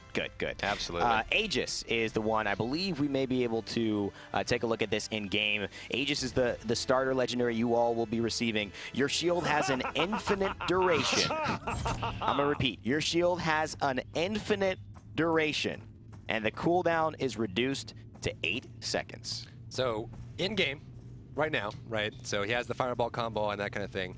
His shield at base will have a duration of 10 seconds. So if 10 seconds go by and your shield is still up, it will just end. And actually, a lot of good players, if they don't have a record, will just wait, right? They'll see you with the shield up, they'll wait. When the 10 seconds goes by, the shield will come down, it'll go on cooldown. It doesn't go on cooldown until you hit it. The base cooldown is actually 15 seconds as well.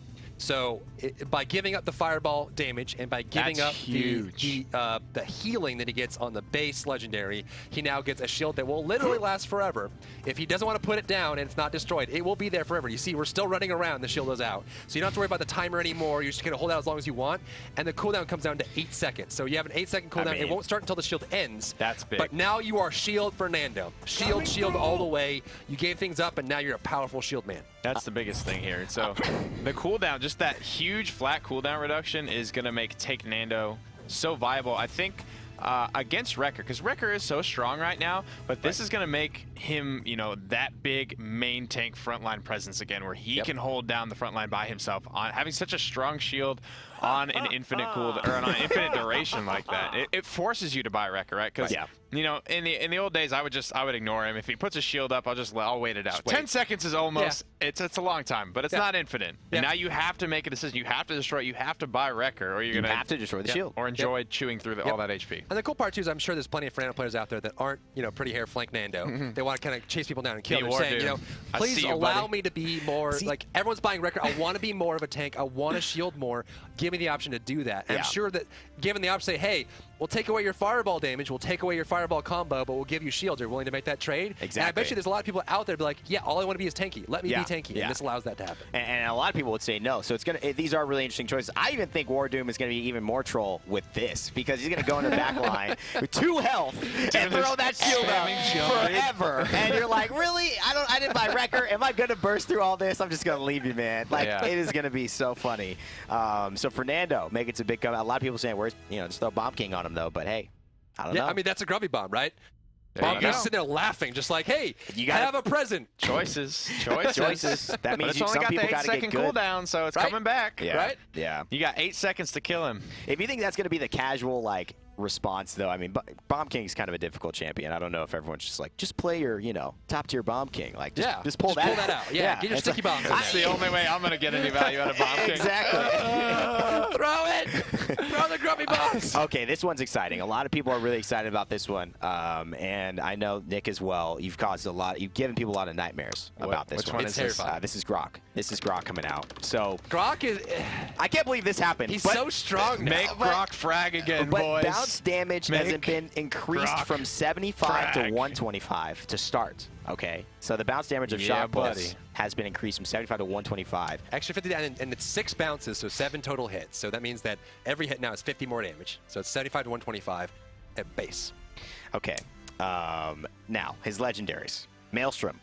When your end hand deals damage, reduce the cooldown of Shock Pulse by 0.1 seconds, and Shock Pulse bounces 4 more times. Ding, ding, ding, ding, ding, ding. And that's 0.1 second off the cooldown every time you shoot, every time you hit. And so it's back up now. Shoot. It's back up now. Shoot. It's back up now. Make Grohk frag again, boys. It's 10 bounces, more damage. And so if you ever wanted to surge with power, this is your opportunity. This is the way to do it. I just want you guys to know, this used to be 10 bounces. I got this nerfed 3 times over the course of development, boys. I fragged with this, dude. This is the legendary right here. This is the legendary. Yeah, this is really. I mean, this is also, it's a damage option for a support. right? And it's in many ways saying, I'm going to sometimes stray away from my tank and away from my team to do this and to try and finish off kills. Who would play a support like that? And in that way, you do give supports, you know, you do make a meaningful choices. I'm going to be more offensive here. Nobody needs healed if everyone's dead, all right? That's my philosophy. Now you you don't need healing if I kill everyone now for you. See it here. That's right. This is why Pip exists. So that's going to be really fun. You guys try. I mean, even I did extremely well with that. You guys are going to have a lot of fun with that one. It's great. Build some decks for that. Totemic Ward is going to be his other totem. This was interesting. Legendary. Allies healed by Healing Totem receive CC immunity for 2 seconds, and Healing Totem heals for 20% more. This has got some interesting aspects to it. Anyone that is standing inside of Healing Totem while it's up cannot be CC'd or debuffed. So Makoa hooks me, but I'm standing in that totem. Or debuffed. So if Torvald says it's working, and then Grohk walks up and says it's not working. It's not working. Everyone standing inside that healing totem now will not be knocked back, can't be stunned, can't be slowed. Again, you're standing in this kind of condensed area, so you won't be getting shot at. You're still getting healed, those kind of things. But if you protect the totem, so like this has really big implications, right? You throw a grumpy bomb on the ground, you see the grumpy bomb building up, you just stare at it in the face, and then right before it goes off, you just stick your totem down and stare at it in the face. Man, he's got a lot of attitude. You can do. Grohk has a lot of attitude. The best part too is actually, certain ultimates that don't have immunity, like Torvald, I just used an example. If he starts going, it's working, the Grohk can put the totem on him, and now you can't stop him from ulting anymore, right? Yeah. Or if Sha Lin goes down for a planted and you're trying to CC him and kind of get him out of there, you can't anymore, right? Because he's CC immune. So Grohk now has this really interesting way to make his healing totem heal for more. Yeah. Right, he's giving up the shock pulse damage, but he heals for more, and now he can be this kind of controlling CC immunity utility support that has a really big impact on the fight. It's really, really powerful stuff, and a lot of, I think, support players who really want to maybe be more of those hardcore supports are going to find a lot of fun moments with that one where they save the team from flying off the map. That's right. Maybe on Frog Isle here. Not working. It's not working. Wraith, this is a fun one. Yes, this is actually a really good one, too. This one's so good. If you would have died, Ghost Walk instead. I feel like I'm reading a magic card. If you would have You've died, activated my trap Ghost card. Walk instead. My trap card. And heal for 15%. Yes. So This is big. So walk me through this. So if you see anyone, You mean if I kill you? If you see Fernando ulting, we have this treatment on the health bar that has this kind of gray bar that locks out a certain amount of health you can't touch. Right, it means it can't go past it. So when you look at Grohk with this legendary on, you'll see a gray bar at the end of his health bar, noting that it's up. It actually has a long internal cooldown on it. So once it triggers, it'll go on a long cooldown and won't come back for a while. But once it's up, you shoot him, he just like goes down to 1 health and just goes, boom, and he starts walking around and Ghost Walk. You're like, I just killed you. And so he heals a little bit up, gets 50% of his max health there. But it's basically, it allows you to be more aggressive. Again, you don't have the better healing totem. You don't have the shock pulse damage, but it means that you kind of trigger that. It also doesn't trigger the Ghost Walk cooldown, so you can kind of Ghost Walk, trigger the Ghost Walk, wait a second, Ghost Walk again, right? So you're very survivable. You get in the fight, kind of be in there. So the debuff kind of Grohk that does the slow and shock pulse, the slows on the ultimate can really get into there and exist in the fight. And this works with your Ghost Walk cards. So you pick up the duration and the cooldown cards. I went in the training range with this. Right before you die, you pop Ghost Walk, right? You're in Ghost Walk for 3.5 seconds. You come out of Ghost Walk, you die. But you got this legendary, so you go back into Ghost Walk for another 3.5 seconds. When you come out of this, it resets the cooldown of Ghost Walk to just 1 quick second, and then you Ghost Walk a 3rd time. So you're in Ghost Walk for over 10 seconds. Wow. Grohk just can't handle the real world. He wants to hide away in the ghost realm. I don't want to come back. But this, again, is with that internal cooldown, it's going to be like, well, I hope that good teams are going to be able to trigger this when and there's the people don't want it to be, right? It's like, I want this for the final point fight. Good teams are going to try and trigger it, right before. That's the trade-off, right? And you're not in control of where it triggers. The enemy is. So they can get you low and wait, and then take you down. There's psychology to that, though. They have control when that triggers. It's like, do we want to focus this Grohk that's just going to Ghost Walk? Right. But then it's like, if you don't focus him, then you still got to deal with it later. So there's a lot of interesting psychology, I think, that goes into that legendary. Yeah. So Grohk getting some cool legendaries as well. I believe Totemic Ward will be the one they will be receiving. Right? That's the CC immunity one, right? Yes. I believe so. Yes. Okay, so let's move on to the next G, and he's a support as well. He's got some dirty ones. He's got some really good ones. He's got some fun ones. Dirty. We're excited to do this. Dirty. A couple of changes. He's going to be really viable. important.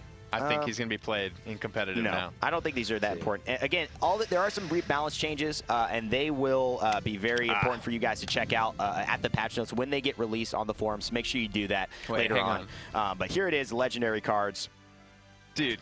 You gotta, there is one card I definitely want to talk about. It's basically Incitement Grover, right? So hitting an enemy with your crippling throw will reduce the cooldown of Vine by up to 4 seconds. Incitement Grover, boys. So you Vine, it's crippling so throw, Vine. It's so crippling fun. throw, Vine. And when we're creating these legendaries, some of them, you know, they had to be reworked, or like in the case of Wormhole, which already felt like a legendary, we had to rework that, couldn't be there. So something also, if there's a weird interaction that kind of goes with it and makes it broken, right? We end up kind of working with it. So some of the cards end up getting touched a little bit, but that's why. That's going to be fun. I can't wait to try that one out, actually. So legendary card, first one is Ferocity. Increase your damage scaling over distance by 30%. Yep. Yeah. And that's damage scaling, which means that even at mid-range or close range, your damage goes higher. And that's actually, this has been talked about. And again, hopefully you guys are kind of seeing a lot of community feedback pieces and discussion points and requests over the last few months of kind of season 0 of like, hey, I want to scale more with my Grover, right? So this gives you the opportunity to do that. And that means that also, as a Kinessa player, it hurts me to say this, but it means that the top end max range axe hurts a little harder. Hurts more. It's 1430. So if you see Grover who just really wants to make that Kinessa pay, it takes your range and it just bumps the whole thing up. It's basically the easiest visual representation. Scales the whole thing.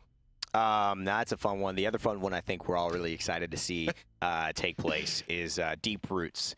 Crippling throw, now also roots. Let's take a look at that in game. It does. It roots. I'm really freaking So now you have legendary boom. Now she is rooted. Oh god. And it's important that this is adding a root onto the cripple. And so if you catch an Evie, if you catch a Maeve, everyone out there that thinks that Maeve is becoming an issue and she's all over the place, too much mobility, just play Deep Roots Grover, pick that legendary, play Deep Roots Grover, and when she dashes in, just hit her in the face with a crippling throw, and then she'll just sit there staring at you because she's crippled, she can't activate her movement abilities, and it's a really strong counter against high mobility teams. You give up the other options like axe damage, or there's a throughput healing legendary as well. But you're saying, you know what? They're all mobility. I'm going to counter it. I got this guy's in the tree. Yeah, and I believe this will be the duration of this will be affected by resilience as well. Correct. So if you're able to pick up resilience, I mean, this is going to be a momentary pause for sure, but you'll be able to hop back into action a lot sooner than if you don't. Again, encouraging different itemization as well in some of these champions. A lot of people treat like resilience like it doesn't even matter, like still, and they're starting to. It really is about to matter, and you're going to see a lot of these things are really OP if you don't have it, and if you do have it, really not that OP, but you got to make that choice if that's what's really hurting you. The other one, the last one, Rampant Blooming. Healing allies with Blossoms will heal them for an additional 160 health per second for 4 seconds. So a lot of extra healing coming in if you want to choose that route. The Blossom has the passive healing on it, and then you are able to activate Blossom to do a burst heal around you. It still does the same amount. And then picking this legendary means that you have the passive healing, you have the burst healing, and then when you hit someone with the burst healing, it applies an additional healing over time effect on top of them. So they get the burst, and then for the next 4 seconds, they get 160 every second, right? So they have, what is it, 640 extra health on top of the 1,000, on top of the passive healing. So you're saying, okay, I don't need the cripple, I don't need the root, and I don't need the scaling axe damage. I'm a healer, and now I'm strong. Yeah, and it really helps for those hoping Grover maybe could contribute a little bit more in that healing department. Yep. He's definitely going to be able to do so with that one. I know you're excited. Church of Grover, bow down. That's right. Bless up, my friends. All right. Blessed. Kinessa. Dryber, you know what? I feel like I shouldn't say anything right now. Why don't you explain what's happening with Kinessa? You got it, champ. We tried many options with Kinessa, and I think at the core of it, right, we want to make sure that, one philosophy we set out to do in the very beginning of Paladins that we want to stick with it is, if any time someone one-shots you and you're a squishy character, it should feel justified, right? And if you see kind of Kinessa's or Sha Lin's, you'll see that they can't really just hit you in the chest and kill you, right? They have to headshot you. They have to be using their ultimate. They have to have some kind of benefit or buff. And so picking the legendaries for Kinessa, we wanted to make sure that we carried that through. Her legendaries are as such. Her first one, which is pretty straightforward, similar to Androxus, she now just gets 50% more damage on headshots, which means it brings it from the default 50 to 100. And so if you want to shoot someone, you get them in the head, you do double damage on that headshot, which it's a sniper, man. If you got a revolver, a sniper rifle, that's what those are about. It's precision shooting, so you're able to do some damage here. On top of that, at the base, she did lose her passive, where if you hit a fully charged shot, you do 30% more, so that's gone. So that, she used to do 1,000 damage, you do a fully charged shot. Try and run. Bye. Ooh, God bless, And a camera dude. guy had to ult just for good measure, just to get that hit in there. So at base, Kinessa does 1,000 damage in OB43. She has a combo that if she has a fully charged shot, it does 30% more, which means that she normally hits for 1,300. Kinessa players, you know this. We took that away, and so that means that her base damage went to 1,000. To compensate for that, we raised her base from 1,000 to 1,200. So a fully charged shot is actually doing less than it was in OB43. So it kind of brought that down. But obviously with Legendaries, you're going to get bigger benefits. So off the 1,200, if you get a headshot, you would do 2,400 at fully charged, which means that you can kill squishy characters, you can kill those high mobility flank damage characters, but you got to hit them in the head. And then if anyone knows, hitting a Maeve or an Evie in the head, that's not easy, right? No. That's really hard. The second one that she has kind of brings back what her combo was before. If you hit a fully charged shot, it will cause your next fully charged shot within 5 seconds to do 30% more damage. So at base, it still does 1,200. So if you hit someone with a fully charged shot, it does 1,200. Yeah. With this legendary, if within 5 seconds you hit another fully charged shot without missing or firing a shot that wasn't fully charged, it'll do 30% more, so you actually get the extra around 1,500 damage on that. Still, again, it's a body shot, not enough to kill a Skye or an Evie outright. That's kind of our big thing. We never want to let you get one shot in the chest. It has to be a difficult shot or some kind of stipulation or condition to be a one shot. But again, you'll do kind of about 1,500 damage consistently, and that stays on as long as you're consistently hitting fully charged shots without missing or not fully charging it. 5 seconds is a long time. It's a long. That's a good buff. Yeah. Yeah, she's gonna be. I mean, she's gonna be hurting hard. I mean, if she hits her shots, it's gonna really reward very if good you're being Kinessa consistent players. and not missing, you'll go from 1,300 to 1,500 from OB43. And it's gonna punish teams that really don't know how to flank a Kinessa. I mean, it's gonna punish teams who don't build correctly, who don't draft correctly. You really do need flankers exist for a reason, and I would almost say the archetypal reason they exist is to get to a Kinessa. Kill Kinessa. And kill Kinessa. And you've got to be able to do that for your team, and you will have games if you don't have a flanker and you leave Kinessa alone, that it's going to be really fun for the Kinessa and not very fun for you. I've been there. Done that, trust me. And this other one, Driver, I think this is going to be OP. This is going to be you try this. This is going to be the most. We messed around with all of this one. Fun. So it's a lot of fun. You know, the headshot one is kind of base damage, right? The charge shot one is more of like a skillful sniper experience where you have to your first shot gets nothing, but if you're being consistent, you get more. And then obviously a wrestler kit, we decided, do we want to go transporter? Do we want to go oppressor mine? Do we want to get a different option there? I think one of the cool ideas that we had was to give you an option to play a Kinessa that's a little more involved, right? We didn't want to just, you're a sniper, yes, you're there to kill, but maybe you want to bring her closer to the fire, maybe you want to play her in a different way. So this will be an Oppressor Mind Legendary. Ooh. So what this one does, which is crazy, at base, with this Legendary, it will increase the amount of slow that each Oppressor Mind has by 20%. Oh, wow. So it goes from 30%, in OB43 That's to explosive 50%. flask. That's 50% with just a mine in Season 1. However, that's explosive flask. Oppressor Mines now stack on the same target. Oh, dear God. And so if you have... I didn't know about this. 2 Oppressor Mines... What's 50 and they're plus beaming 50? on that, It'll stack. Now, it's important to note that we have diminishing returns. diminishing returns on slows, right? So the first one, actually, diminishing returns pick up The old dry bear at 40%. doublet. I was worried. Just so you guys know, at 40%, diminishing returns pick up, and they pick up more aggressively towards 100. So you actually would need like 8,000% slow to reach 100 because it's diminishing returns means that the more you get, the less value it provides. So eventually it'll start to go down. It's actually at 50%, it's only actually providing 46% because it already hits the diminishing returns. When you add the extra 50, it goes to like 60% and then like 60. Like it gets really diminished. Yeah. But the interesting part about this is you can get Octopressor, you can get Well-Stocked, which Well-Stocked allows you to have up to 6 mines possible. Octopressor allows you to stack up to hitting, each mine hits 5 people. So you can actually walk up to the point, fill it with Oppressor Mines, and you walk in, they just go bing, and they start grabbing everybody. All the slows are stacking on people. Now, remember, they still have 100 health, and so if anyone shoots at the wall and destroys it, or your teammates work together, you can bring it, and they're pretty easy to kill. Yeah. But it means that now Kinessa just gave up headshot damage, stacking damage. She nerfed herself, basically, but now she can fill the point with utility. She can cover flank route. She can fill the air with mines, and she becomes this utility sniper build, which is very different. And she's still got to stay alive. And the thing is, like, you were doing this build the other day, and this guy was raging because he spent like 3 minutes setting up his little like castle of mines. How'd it go? And then he'd say, damn it! And then Somebody what killed happened? me, and then all the mines were gone. And so it's like, oh my word! My cabbages! My cabbages! It was so funny. So I mean, there's risk and reward, and if you do spend a lot of time throwing mines out and not sniping as a sniper, you probably aren't going to be as effective as you would want to But be. the cool part is you can put them up on a wall, and then when Drogoz flies by and doesn't realize they're there, you can stack a bunch on him, and so he goes, and he just gets caught, and he just feels like now he has to make the choice, right? Either I shoot the Kinessa who's shooting me, or I have to shoot the mines. There's but I value in can't that. move until I shoot those mines. Yeah. There's the card. I think the big thing here is for the range of the beam can get obnoxiously long, then the people on the point have to make that conscious decision. And Torvald, Makoa, they're gonna have Fernando. They're not gonna be able to reach a lot of these mines, right? So they're just gonna be getting slowed. So those guys can't do anything about it. They're slowed. People that can reach it now have to make the conscious decision that I'm going to take DPS off of the fight and go try and hunt these mines down. Meanwhile, they're getting flanked shot at. So there is crazy troll value. There's a challenge there. When you do get it set up, it's got some Yeah. definitely But with that top side. legendary, you actually do less damage with your sniper rifle Yeah, only than you do 1200, in right? OB43, right? So you lost damage to do this, and so now it's choices, right? You have different choices to make, and the cool part is we have all these oppressor mine loadout cards that maybe you pick one or pick one rank, and now all of a sudden you're like, huh. Well, maybe I should build a whole build around this. It changes everything about Kinessa. And when you look, I mean, I just see the ability for that to combine with teams and everything. If you have like a high pressure, maybe a flank that's up in your face, flank Nando, and the Kinessa's in the back line, but she just throws. You're running away and she just throws a mine, and all of a sudden you're getting some distance away from Fernando and he just comes charging right back. I mean, it's going to definitely disrupt a lot of things. So that's what Kinessa's getting. The legendary that it will come with, I believe, is the charge, correct? Is that the charge? Or which one is it? It'll come with the charge. The charge, okay. I believe. The charge one. That is steady aim.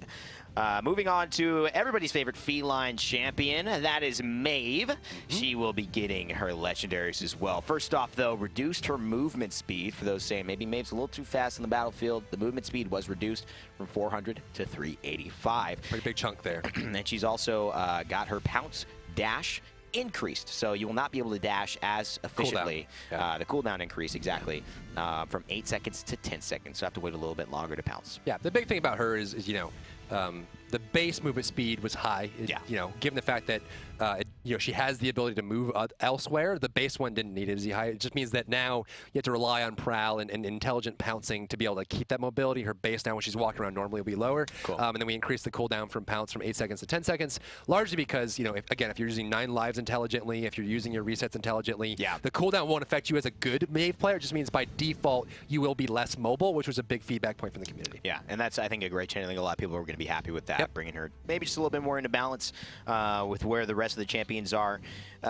Scamper, movement speed when activating pounce. Okay, interesting. And let's just get into the cards here. Again, you could read some of the changes to that. Legendaries, Artful Dodger, activating 9 lives, cleanses all crowd control and damage over time effects. Yep. You accidentally walk into a Grumpy Bomb, hit your Q. Yeah. You didn't. Wow. It's like it never happened.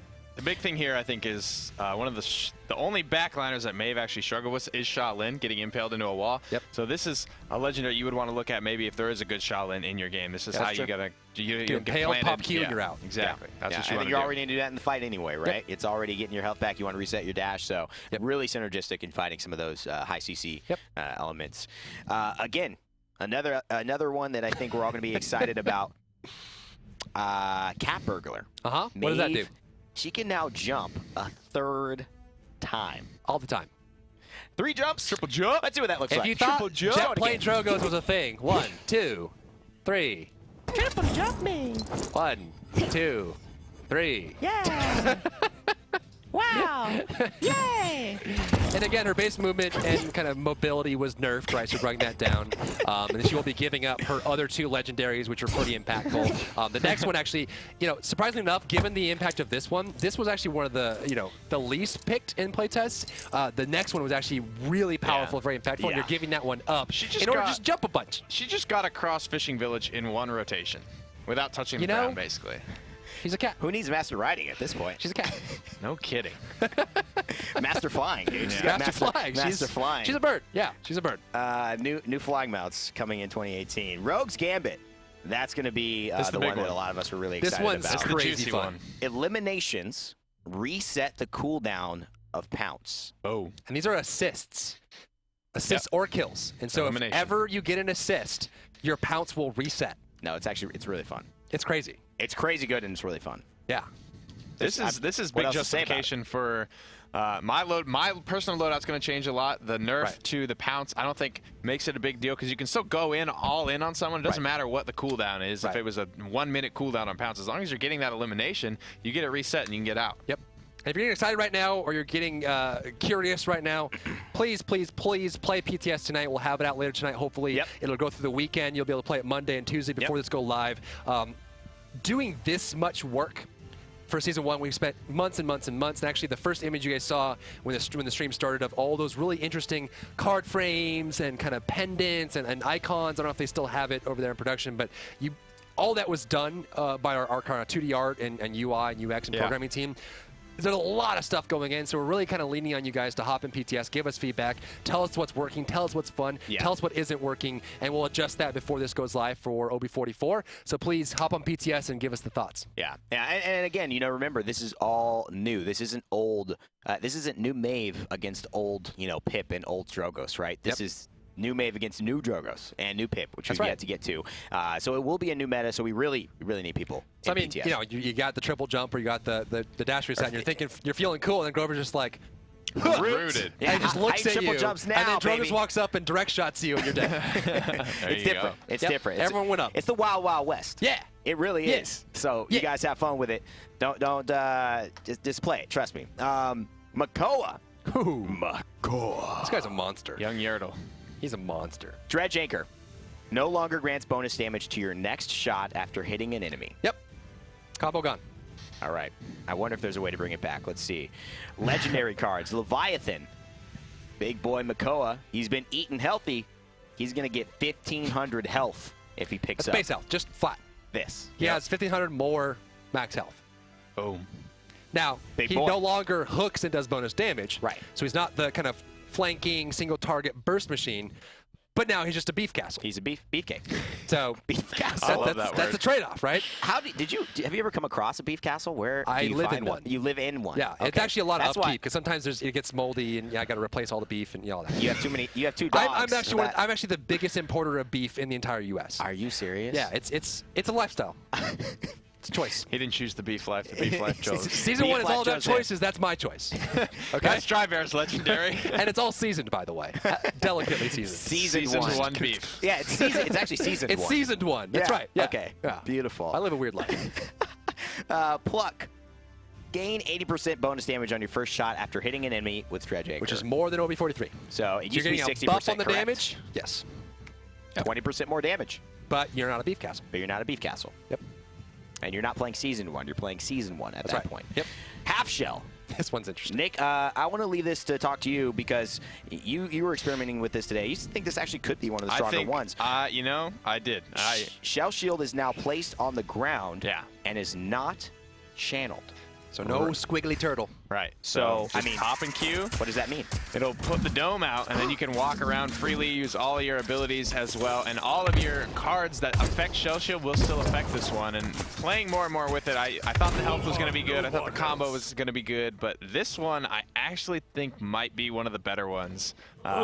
When I really stopped to think about it, because you can just kind of bounce back and forth between your shield. There are cards that let you heal while Shell Shield's out. There are cards that reduce the cooldown. There's all sorts of cool stuff you can do to just get more effective health in a fight. It means you kind of sit in there. It's you harder can play to mind use, games, right? You can hook people into the shield and damage them.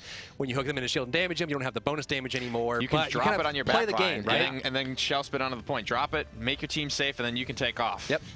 Pretty exciting stuff. Gives you a lot of freedom. Let's move on to Moldamba. We don't want to keep this this talking too much. We want to show you all these things, and again, you'll see them all in PTS if you play, hopefully later tonight. Dread Serpent, a lot of people didn't know this.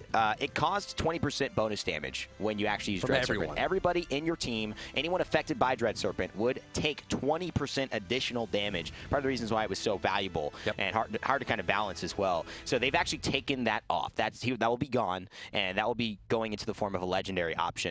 His first one, Wakono's Wrath, will do just that. Enemies now, if you take this, will take 20% damage in Dread Serpent. And that's damage amp, which, folks who play kind of other kind of competitive games, 20% damage amp is a lot, which means that if I hit you with 20% damage amp, all 5 of my team now each do 20% more damage to you. This was already on the base ultimate, and actually, when it comes off, everyone will feel it. Right? It was a big part of what made it very, very strong.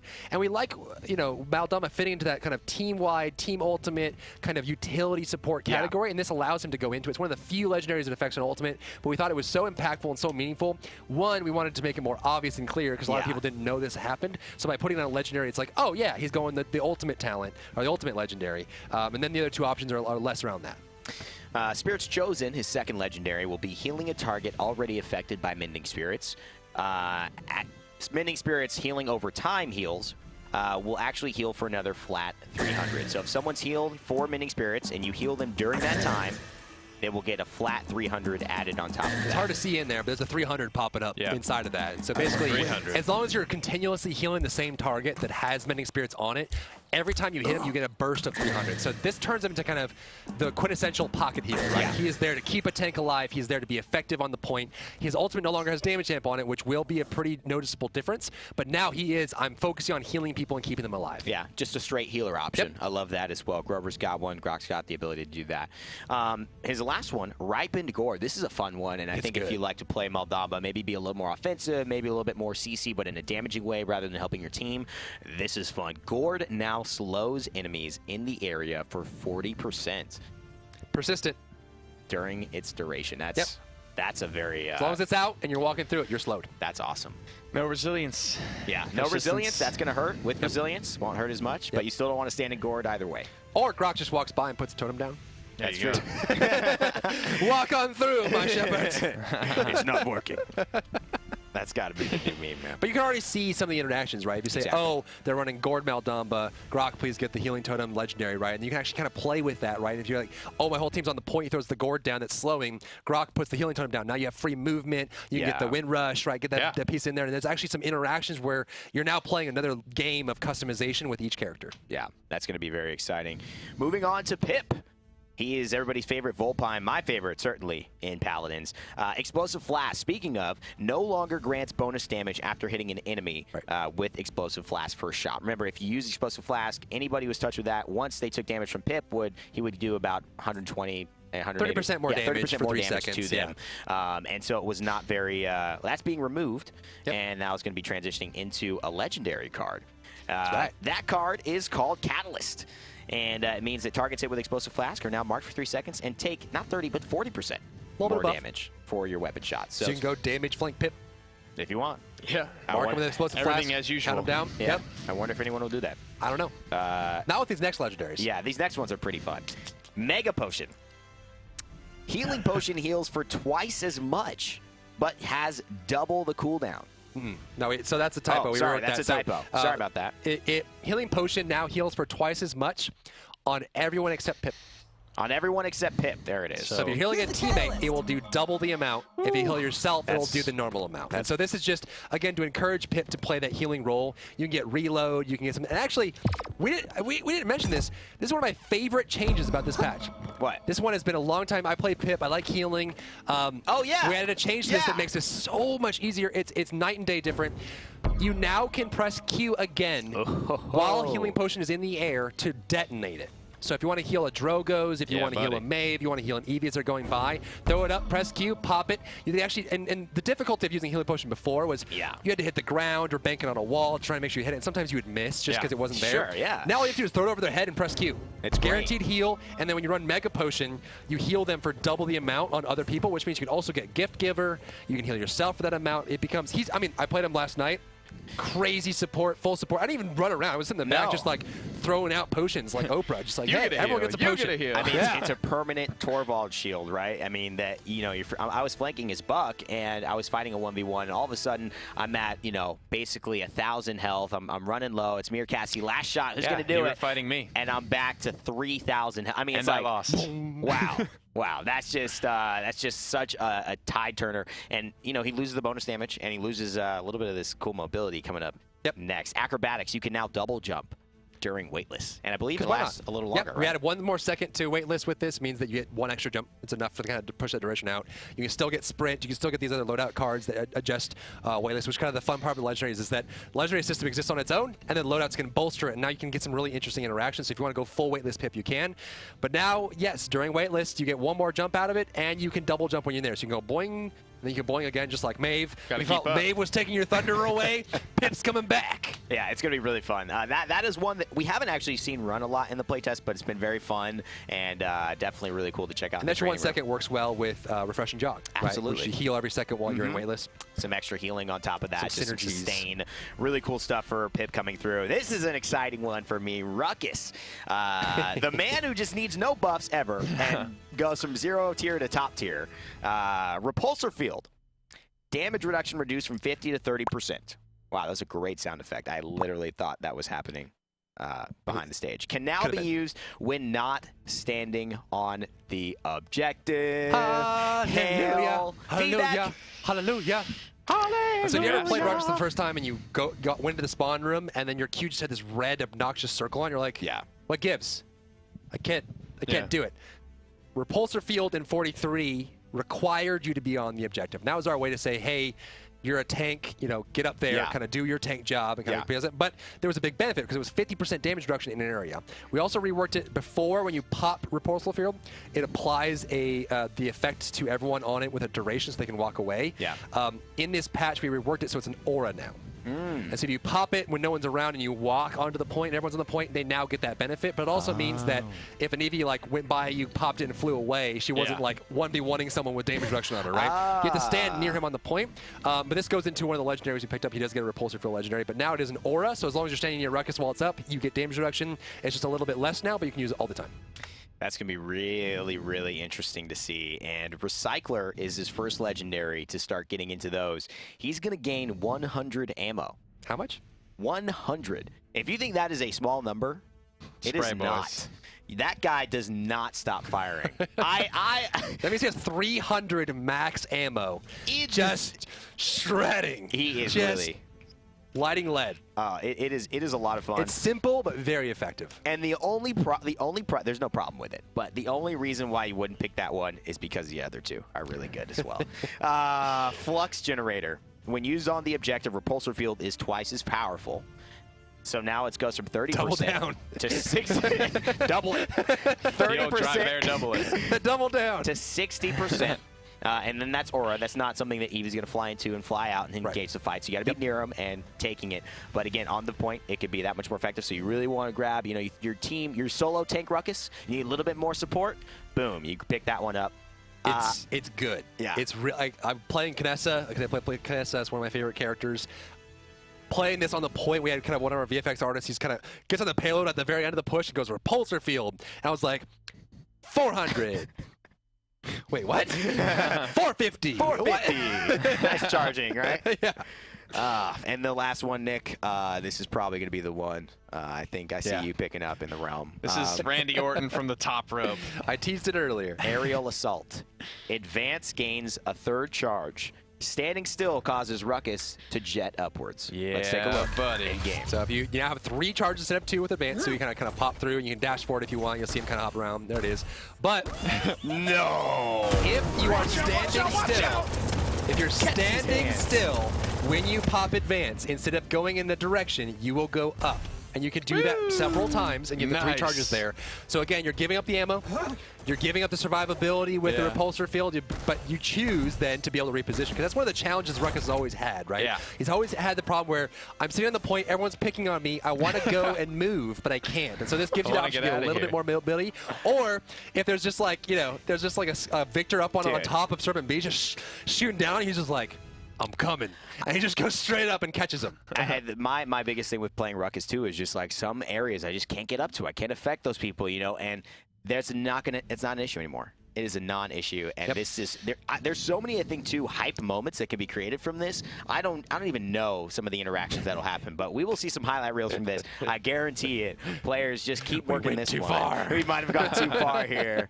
Ruckus gonna be like back flowing and all that. It's gonna be crazy. But that's gonna be all of Ruckus's legendaries. I believe you will start out with The Repulsor Field I one? think it's the ammo one. Recycle Is the ammo Yeah, I one? think it is. That's Yeah. going to be fun. You guys are going to be excited about that. And Trust me. when you say that, remember, everyone gets a free legendary for every Exactly. character, right? So you can log in and do that. We'll also do kind of shift some of the starter decks, and we'll give some essence boosts when you start out. And actually, we are planning when the patch launches. Don't tell anyone, I'm not supposed to say this. But we'll do a really big boosted event where you get extra awards for the weekend after the patch launches. So get ready to save up your money.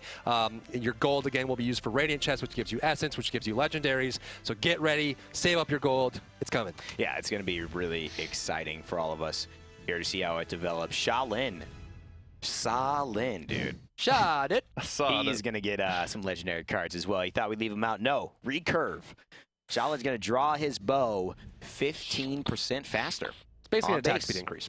It's pretty awesome. Yep. It's a lot of fun. And so those of you kind of, the draw speed's actually relatively long. It's a little bit longer than most bows, but it hits really hard. It's 1,000 damage per shot. So 50% takes effectively about a second and a half, or it's a 0.15 off the draw, which means you're literally just attacking faster. You're in that slowed state, less time. You're able to reposition more often. So it just means he's just a better archer. Better archer. That's it. This one's huge. His number 2. This is going to be really fun. Shifting Sands. You know what? I'm going to do that one last. Oh, no. Okay, we can do this one now. We can do this one now. I'm sorry. I apologize. It's just so good, I was almost going to save it last. Shifting Sands gain 100% lifesteal during Heat Haze. So he's at 50 health. Pop Heat Haze. Boom, half my health. Boom, half my health. Blessed. And And Heat Haze lasts a while. And so, Blessed by the obviously sands. most 8 seconds. characters will get a legendary that's on all the time, right? And so this only affecting the ultimate, we had to beef it up because it really strong. It's only when only when the ultimate's active. So it's a very limited period of time. Yeah. But the cool part about this, one thing we're hoping for, is that this becomes like the hype MLG top play 1v5 clutch ace moment, right? Yeah. Because you get 100% life steal. You can still pick life rip on top of this, and he hits for 1,000. So really, if you're not missing and you pop Heat Haze, which is a decent duration, you can become a god for a short period of time. But then the rest of the Desert time, god. without your ultimate, you have no legendary, right? Yeah. You have no benefit. You gave that up because in that moment, you wanted to be awesome. you fire slower, right? I Yep. mean, you don't have the 15% That's draw right. speed. Like, you're not going to be winning a fight against a normal Sha Lin most You're of the just time weaker. unless you have your ultimate. But during your ultimate, going for that payoff. Yep. And so it could be a big payoff, but it's, again, a significant choice. You got to wager, am I even going to get to that point where my ultimate matters, or will we have lost the game before that? Right. His next one, last one, Desert Shadow, increased the stealth duration of withdrawal by 3 seconds. Nick, you have kind of experimented with that a little bit, but that's going to make it up to 5 seconds, I believe. 5 seconds. It's very long. It's a long time to be stealth. So right now, you sometimes will see players use their withdrawal just to kind of get out of doorways and then go set up for a shot, but it's hard to do that, right? The stealth duration is very short, and this kind of makes that much more possible, and it's on that basic ability cooldown, so this is something you can leverage every fight. The base duration of withdrawal is really designed so that you can exactly, when you're next to a wall and you're doing a sniper battle with a Kinessa or something, you can pop back and just get around, just barely get around. That's 2 second duration of stealth, just enough for a couple steps and you reposition. With this legendary, you're saying, okay, I don't want more damage, I want to be able to sneak, and so when you pop it, you can actually get 5 seconds of stealth to really get somewhere new, and you can draw on it too, and so it really loves you, gets that first strike opportunity to jump on someone and get some extra damage. You draw slower, but you want to get that stealth. Yeah, really, really fun interactions there. Okay, Sha Lin, that was him. It's time for Skye. Time is ticking as well. We're getting close to the end, everybody. Thank you so much for hanging with us. We appreciate it. Only got a few more, page and a half left. A few more champions. And if your main's coming up, be excited because they got good things happening. So one note I do want to mention, Smokescreen got a bit of an adjustment. It increased the radius from 15 to 25 feet. Yeah, so there was a card that increased the radius of Smokescreen up to 60%, I believe. We just looked at it. A lot of people weren't picking it. It just wasn't super valuable. And also, it was kind of strange to like choose to buy into a bigger Smokescreen. We weren't changing the effects on it. So we actually just reworked that card, so it's no longer available in the game anymore. But now, by default, we add an extra 10-foot radius onto the Smokescreen. So it's big enough. Actually, before, it wasn't even big enough to cover the point. Now it will. It's slightly bigger than the capture point, so you actually fill the capture point with smoke. Some people don't know this, but when you're inside the smoke screen, you can't see anyone out of it, and when you're out of it, you can't see anyone in of it, and you actually can't see across it either. It actually is very, very powerful and very potent, and with the extra size, now allows Skye to get that. She still will enter stealth when she walks through it, and the other smoke screen cards will be there. I don't know I don't know how big of a smokescreen expert you are, but you can still hit people even though you can't see them, but you can't tell that you're hitting them. Correct. It's just like it's just like grass. So you don't see the numbers. numbers. It's deployable grass anywhere you want. Yeah. Yep. So you you have can't no feedback tell that that's you're happening. hitting them. Yep. but you can hit people. You just have no idea whether you are or not. I was doing that today. I was like, can you actually hit people out of this? Same thing or as am the I grass. just like, am I missing? What's the deal? You can't tell. Okay. It's all exciting. secret. Now, poison bolts, for those who are also wondering, will be the bonus damage applied after that will be removed at base. So you will no longer do bonus weapon damage when hitting enemies with poison bolts. So that is something that's going to be reworked into a legendary card. And that will actually be called, we'll get to that in a second. Preparation's her first one, though. This is Victory Rush, basically. It's coming back in the form of a legendary. Reduce all cooldowns by 100% when getting a kill or an elimination. So if you get an assist or a kill, all your abilities reset. That's her legendary. That's There's that, pretty right there, fun. there's that. If all abilities are down, boom, they're all back up. You can hit immediately, you can smoke screen immediately, you can poison bolt immediately. Oh, double kill. And so this is the pentakill legendary, right? Boom, look at that. Catch me if you can. And so every single time you get a kill or elimination, it resets. And so this, for the longest time, we've been hearing everyone in the community talking about it. Man, we really want buffs for Skye. Yeah. We really want Skye to be. And actually, when Maeve came out, a lot of people were comparing the efficacy of both. So with the Legendaries, we really saw it as an opportunity to bring Skye back in, right? Yeah. Make her follow into that, right? And there's options like give her more mobility, but we felt that she should be the one, if she doesn't have the mobility, let her be scary. Yeah. Let her be terrifying, right? And this allows you to do that, so that if you get in and get that kill, boom, all of a sudden you're back into it. You're just cycling these kills. If you get life steal, if you get life rip, you're a scary assassin. And she has to do the deed. She has to actually kill her target to get the benefit. That's right. And that's not always. It's a lot easier said than done. It's all in. Sha Lin? Nice shot, start. dude. Sorry. Solid. Debilitate. Deal 20% more damage to targets hit by poison bolts. So that was there by base. Okay. It was before. So if you guys didn't know, when a target was affected by poison bolts, they got 20% damage amp on them from you. Cool. This just becomes a legendary now. So actually, if you kind of pop it on a big target that has a lot of health, you can hit that damage amp on them and then just start shredding through them. And then the next one, surprise attack. Deal 300 bonus damage on your first shot out of hidden. Maybe just more front-loaded a little bit for that one. It's a flat amount, 11%. So The thing switch here, targets. the big thing here is that 300 doesn't have fall off. So you can get that guaranteed. The 20%, it's going to be affected by your fall off. The 300 is a guaranteed just tacked onto the shot, no matter how far away you are. Pick them off. Yeah, interesting to know. And Okay. actually, it only comes out of hidden stealth. Yeah, so if you not the smoke smoke screen screen. stealth or have emergency exit trigger stealth, it has to be hidden stealth. So if you exit hidden stealth, you'll be able to hit it. And actually, this is important to know. This is kind of a preference for me because I do play Skye. It's your first shot of your left click that you shoot out of hidden, which means that you can come out of hidden, right click first, and then left click, and that first shot will still count. You don't have to wait. Because personally, for me, I like when they're not aware I'm around. Exactly. I like to hit all my poison bolts first and then left click. That will work. So if you come out of hidden, it still works there. It won't be other stealths, but it still has that. And now, almost if you take that, there's maybe not as much onus, unless. I don't know. If you really want to guarantee that, you could left click, right click if you want, because you're not getting a damage amp from the poison bolts anymore. You're just hitting the poison bolts. Whatever and doing order the you damage. want. Yeah. So interesting there. Going to change some things up for Skye. Excited to see that in the realm. Next, though, we got our big dog, Grandpa of the realm. It's Torvald. Torvald. He's getting a couple things here. These are all legendary. This is actually one of the hardest ones to choose from. Yeah, these are all really good. They're all They're very good. Really good stuff. Yep. Field study. Allies affected by protection gain 40% damage while it is active. It's a 2-second duration. Okay. It's a very short shield, right? So we kind of had to increase the damage up so that you can kind of hit that there. But again, I think, in normal matches, you may kind of have to watch a Kinessa when she ults or try to get Drogoz with salvo, but I'm actually really excited to see this in the esports side of things, the competitive scene, because then the players that are talking to each other, they're on voice comms, they be like, I'm about to pop this Ruckus ultimate, hit me with it, right? Yeah. Bubble them up. That means they're defensive and doing more damage, but he's giving up some pretty cool options. Yeah, he's very easily countered as just a champion from, I don't know, Sha Lin and people like that who can just burn through the shields earlier. So he's bringing a little bit of something here as well, maybe. Just helping and it his is for teammates the shield out. duration. It's a good point you mentioned. Yeah. If the shield gets destroyed, it's gone. Yeah. It's only as long as the shield is active. So if you have Wrecker and you see the shield go up and you one-shot it as like a Drogoz or Kinessa, that damage buff goes with it. Yeah. So that's very, very important. The shield's going to be, you can't just wait them out sometimes. Right. At that point, you really, it's like kill that shield. That's the big thing. Because, 2 seconds isn't that long, but with 40% damage amp, 2 seconds feels like an eternity. So now you can't really wait them out anymore. You got to pop them. Yeah. Androxus headshot talent with the 40% damage app. Sounds fun. Alternating current increases recharge duration by 1.5 seconds.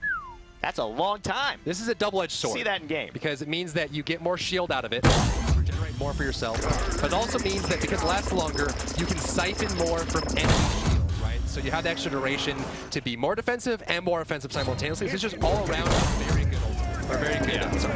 I was looking at Hyper Beam. A very good legendary for Torvald. I think the thing I like about this the most is that it'll save you. You don't like right now. You have to cycle recharge without siphoning shield. You have to cycle it 3 times to get yourself all the way charged back up. And this is really going to help you out in that department. When you're playing by yourself and you're just kind of like the independent woman running around, just relying on nobody else, you can get that charge up for you quicker.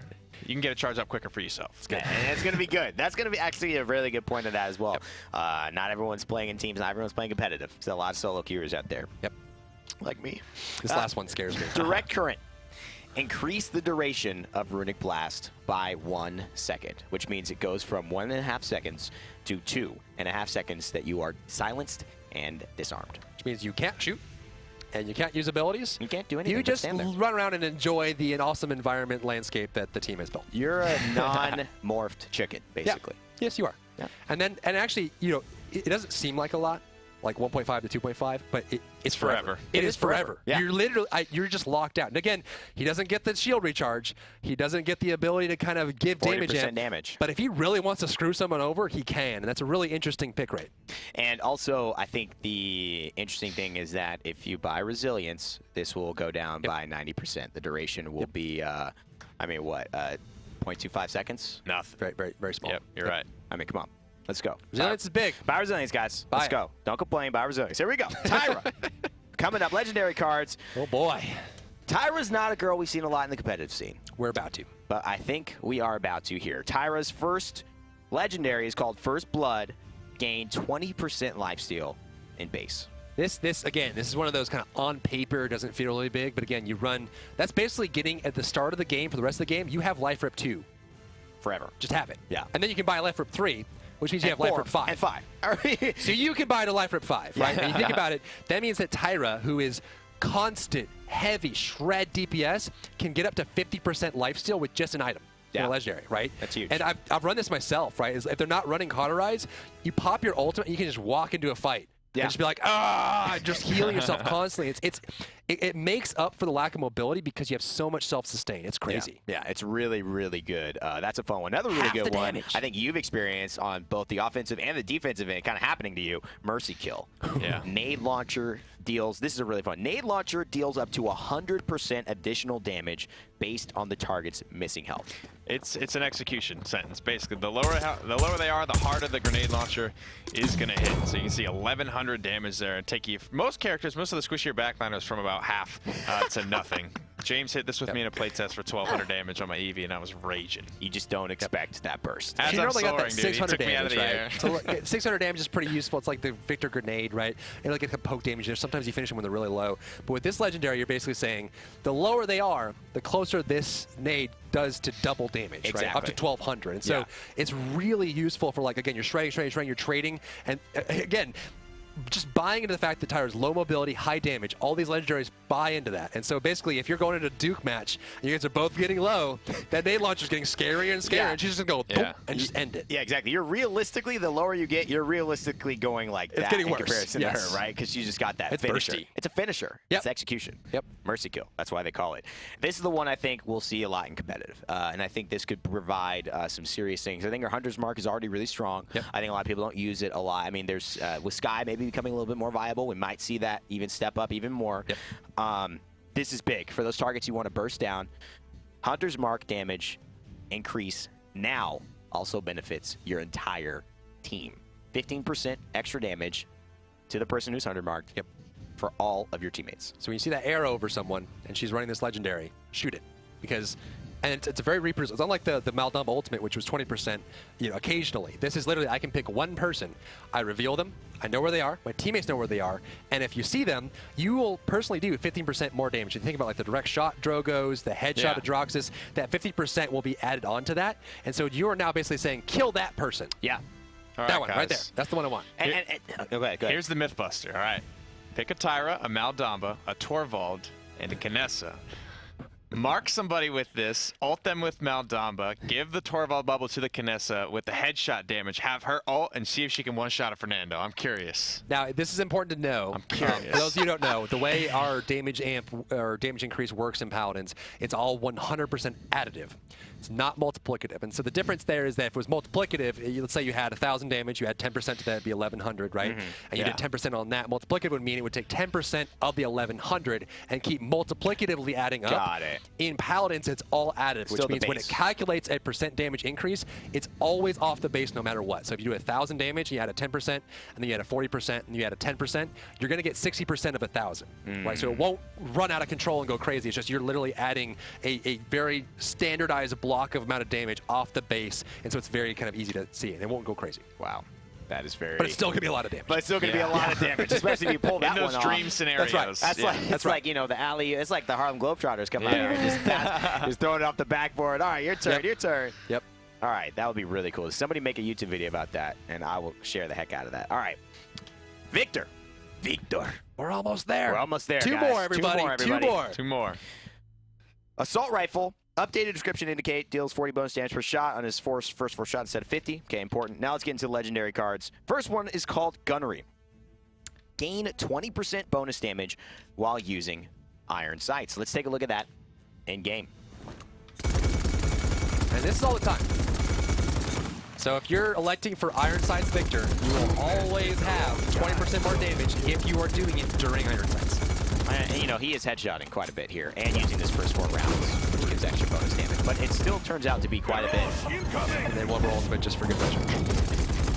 So again, it's kind of playing that, you know, anyone who feels that, you know, Viktor is not as usable and competitive or ranked, you feel like you can't pick him up because he doesn't have that. This is kind of your safe, long-range poke option to be more about sitting back, using iron sights, being precise and picking those things. But again, as soon as you let go of iron sights, someone gets close and you're hip firing, you lose that damage bonus. Well, not if you take Firefight. Oh my God. Which is his other legendary. And it is giving him 40%. Not 20. Wait, what? Let's double that. And turn to 40% bonus damage. Double down, baby, double down. While hip firing only. Yeah, and so the key part is, obviously, hip firing is very difficult to do at range. And so you have to hustle into the fight, get close to someone, and start hip firing. And so you get double the amount, right? So the 20% during iron sights with the legendary, you're basically saying, I'm going to go life rip, I'm going to go with a hustle, run and gun, I'm going to get a lot of mobility. I'm going to try and get into the fight and try and pick someone off. I'm exposed, I'll probably take a lot of damage in the process, but I'm going to do 40% more damage if I'm hip firing. Yeah. There you go. Pretty self-explanatory. This one's fun. This is the Benny Hill music coming out. And, you heal for 250 health per second during hustle if you pick up his legendary talent, legendary card, Cardio. So basically, he just heals 250 health a second while he's running. Yep. Run, Forrest Gump, run. This is the survival legendary. Yeah. We're just running around the ring.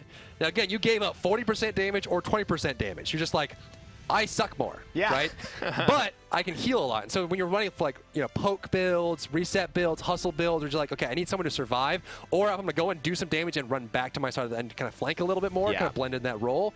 You have the ability to sustain yourself and keep yourself going. There are also loadout cards that give you ammo while you're running and those kind of things. It really plays an interesting play style. I'm actually like, if you're kind of just running, like glancing over this talent's actually really good. I mean, this legendary card's really good. And it's really fun. And sometimes, you know, you get that Viktor so low and you start then like pursuing, like just to finish it off, right? And then 3 seconds go by, he's 750 more health, and he's turning around fighting you. And it is a big, big difference, especially just trying to finish him off. So a really cool sustain option for these legendaries. Viktor, definitely going to be having some fun with him. Check those out in the patch when it releases tonight and PTS, hopefully.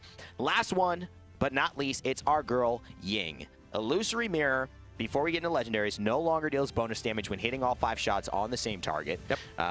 Shatter no longer increases the damage of subsequent shatters. So both her combos are gone. So, no at base, combos. she's vanilla Ying. Doesn't get bonus damage on the 5th hit after she does 5 hits on one target. And then if she shatters and then shoots that target, no bonus damage. Okay, no bonus damage. Gone. Okay. But her legendary cards will add a little bit of that back. Focusing Lens in particular will allow you to deal 200 extra damage if you hit all 5 shots on the same target, and I believe that's more than what was It's before. more than the baseline. So again, if we took it away, we give you a little bump. So you say, I really like hitting 5 shots on Ying. You actually were flanking me last night as Ying because no one was killing the Kinessa, right? You're like, I'm gonna dimensional link over there, and you actually were boxing me with the amount of damage you were dealing. It's crazy. It's a lot. Have you played that one? I have not. It's really fun. And for me, I don't really lean towards Ying in my playstyle, so this is something that I think I'll play a lot more Ying, and I think legendary cards will probably get a lot of people playing champions. That's the beauty of it. They wouldn't play before because it's like, oh, that seems fun. That sounds cool. Yeah. I can already picture the combinations in my head. Yeah. Resonance. If an illusion is killed or despawned when a new illusion is spawned, it triggers a shatter explosion, dealing 500 damage. This we have this in one's game. bonkers.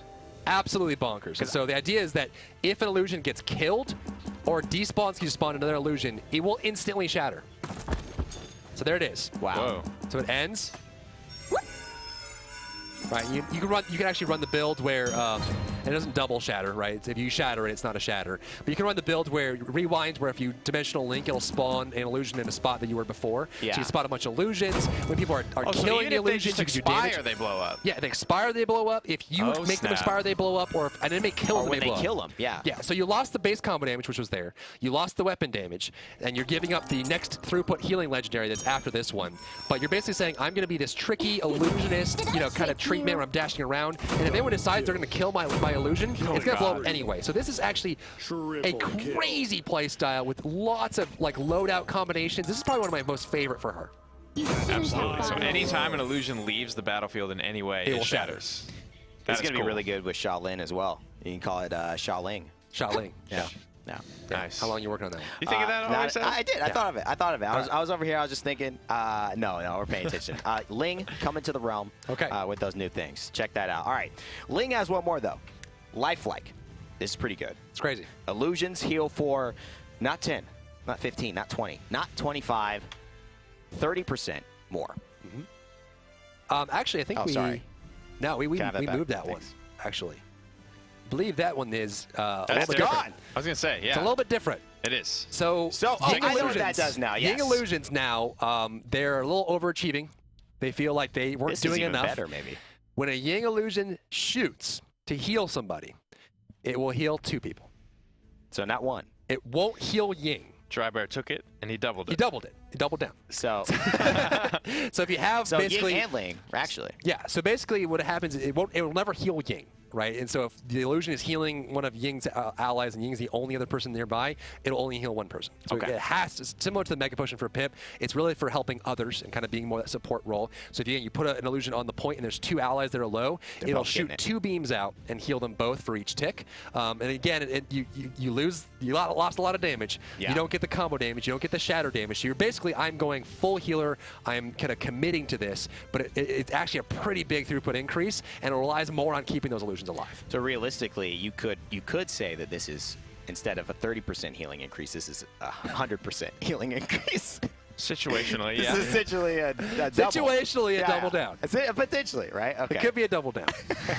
But again, you do deal up a lot of damage. I think the Shatter one's going to be That Shatter one is very cool. It's so much fun. 'Cause, I mean, you run Rewind, where every time you dimensional link, you spawn an illusion behind you. And so you're just creating illusions, detonating illusions, moving around. It's crazy fun. Ladies and gentlemen, those are your legendaries. That's it. How do you feel about this? We want to know what you have to think. Of course, PTS is coming out as well. A lot of people may be wondering, how do you get these cards? How do you go about achieving legendaries? Although you don't have to worry about that yet. They're all unlocked during PTS. Yep. But in game, maybe we can Yeah, that's a tell good point. During PTS tonight and through the weekend, we're going to leave all legendaries unlocked. So when you log into PTS, you can try anyone you want, mess around, have fun, give us feedback, let us know what's working, what's not working. Again, kind of quick overcap. Rating chests you can buy for gold now. They drop a new currency called Essence. This Essence will be used to purchase or unlock loadout cards and legendary cards. And also, every character, if you log in for the first day, every champion will come with 1 free legendary. So right off the bat, you'll have one. You can equip it. You're not going to be worse than anyone else, right? Yeah. You're just going to opt into different options, right? You have to buy the other 2 kind of with the Essence, and then the loadout cards are still the same way. Yeah. So you pick a legendary card when you launch a match, then you pick your loadout. that. Then you buy your items, you get in, and you start customizing that way. So pretty cool there. So please play PTS tonight. It's actually a good time since it was a little bit longer. I'd like to, if we could, bring back up the Dread Hunter Drogoz skin for anyone who kind of tuned in late. Yes. So we have a new Drogoz skin. We went through all this gameplay stuff, but look at that monster. That's available in OB44, direct purchase. So you just buy it for crystals, get that piece in there. Really awesome, really cool. It'll be in the Colossal chest as well for a little bit less if you want to kind of gamble for it, but a pretty big pickup. Yeah, I'm running low on crystals, so I think that's how I'll pick it up as well. What do you think? How are you going to grab it, Nick? Well, there's a crystal event Wait, going what? on What? this weekend. What? Nick! I always knew you had pretty hair, but... Nick has been replaced by the superior. Oh, the prettier prettiest, hair. The prettier hair. This is Hi-Rez prettier hair. Called out, bro. Oh, wow. Called out. Hi-Rez Hey, man. prettier hair. You can't really... I mean, she's got nice hair, man. How it is, Nick. He's Sorry. wrecked. Sorry. So, Alyssa, what are you doing here? You bringing us some community stuff? Yes, I've got a bunch of community questions. Really exciting. So let's jump right into it. Let's jump. Yes, let's jump. Let's coming, jump they're right Okay, into wait. it. I think I might have some too. I think it's Okay, they're up, coming. right? Patch preview OB44? Yeah. 44. Yes. No, I'm just Question saying, as a mark? question. Is All that, right. is that, I'm Ron is that the Burgundy. community question? I'm Ron Burgundy. I'm Ron Burgundy. All right, first Put a question. question When will we see profile customization? So it's something that we're really excited to work on. It's kind of something that we're looking at, kind of overhauling that, looking at the social systems too. So we have some updates coming that's not going to be in the near term, but it's something that we really want to work on. Cool. Cool. All right, will the maps ever have features such as traps, moving platforms, or breakable objects? So we have grass, obviously, in some of the maps. We have portals, so those kind of mechanics we really do want to kind of keep in there. Likely, we will kind of bring in things like moving platforms, or kind of elevators and stuff like that. Guillotines. The environment team, and then stuff like that. Yeah. Some lings kind of sitting around healing people. And then breakable objects. We actually do want to add in more things that have like sound, like bells. You can shoot it, kind of want to enhance in that. So the environment team, the level design team are kind of, they have a wish list of things they want to add. They were kind of keep on jump pads. Ooh, nice. Boosted magical elevators. All that good stuff. That'll be fun. Nice. Yeah, down the Yeah. line. Yeah. Something to look forward to. All right, let me start off by saying that you guys have some really talented animators. They'll be really happy to hear that.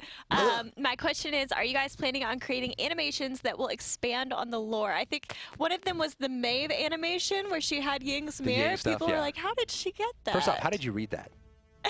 Yeah, I It is a know. little Well, bit you can soft. see it ain't the easiest thing for her because she's There's like... a point where Torvald would like adjust his glasses. We do have really talented animators. I think that's Yeah, one they're of the biggest things. We have a team size about 70 or 80, but we have probably some of the best artists, riggers, animators, VFX artists, character modelers, weapon modelers, right? In a game like this where you do have kind of your first-person experience where you're holding your gun, the third-person experience where you have the character and all those kind of pieces, and also the fact that, the core challenge is trying to solve mixing the modern, like an assault rifle or sniper rifle, with the Right. fantasy, with the fantasy environments. Yeah. Huge challenge. We have some of the best artists in the world kind of bring us together. And I think, even the Torvald emote where he's kind of picking his fingers, that made it to top, front page of Reddit. Yeah. That goes out to our animators, just having not only kind of the whimsical sense about them, having kind of fun with it and kind of making jokes with it, but also being very excellent and talented in working fast, but working with high quality. So I think from that standpoint, we're going to continue doing that. We'll have to go back and talk to the animators about, be like, hey, what's coming up? They always surprise me with what they have, but they'll continue to be awesome for time to come. Definitely. I hear we have something coming up in terms of a promotional weekend. Yes. Starting today through Sunday, we have the Crystal Storm weekend on top of PTS and Wait. patch notes going out tonight. Who approved that? I don't know, but... Did you do this, Fire Alyssa? him. Yes. Did you do- Yeah, I Oh, did. oh. So I said You fire did him. this, you You're knew I okay. couldn't you take it back. guys. Once you announce it, I can't take it back. I got you guys. Alyssa, oh got man. you guys. You guys are lucky she likes you guys. She got you guys. So it's Who 30 did this? crystals per first one of the day each day. So you can get up to 90 crystals each day. Nice. That's 270 over the whole weekend. So it's a Nice. really good chance to get the Genie chest, which is going away with 44. Yep. So really good Valentine's chance. chest. Valentine's chest. Yeah, we've got a bunch Yep. of stuff. So 270 crystals you can get this weekend. This has been one of the patch shows that I think will go down in record books. We've talked about all these different changes, and whether it's Season 1 or Seasoned 1, we hope you will have an incredible time checking this out with us. PTS is live tonight, basically, and we want you all to be a part of it. It's more important than ever that you all jump on, give us your feedback, and we really, for a few days, play PTS together. We want to make sure Season 1 comes out as best as it can be. There's a lot of work that's gone into it from the animators, the visual effects artists, the designers, and all of the other teams at Paladins to make this a great experience. And we look forward to you all enjoying it. As always, my name is Rene. Hi-Rez Alyssa. Hi-Rez Prettier has joined us. And of course, Hi-Rez Dry Bear. That's going to be it for us today on OB44. And as always, remember to never give up, never stop gaming. And we'll see you all in the Beef realm. Castle. What?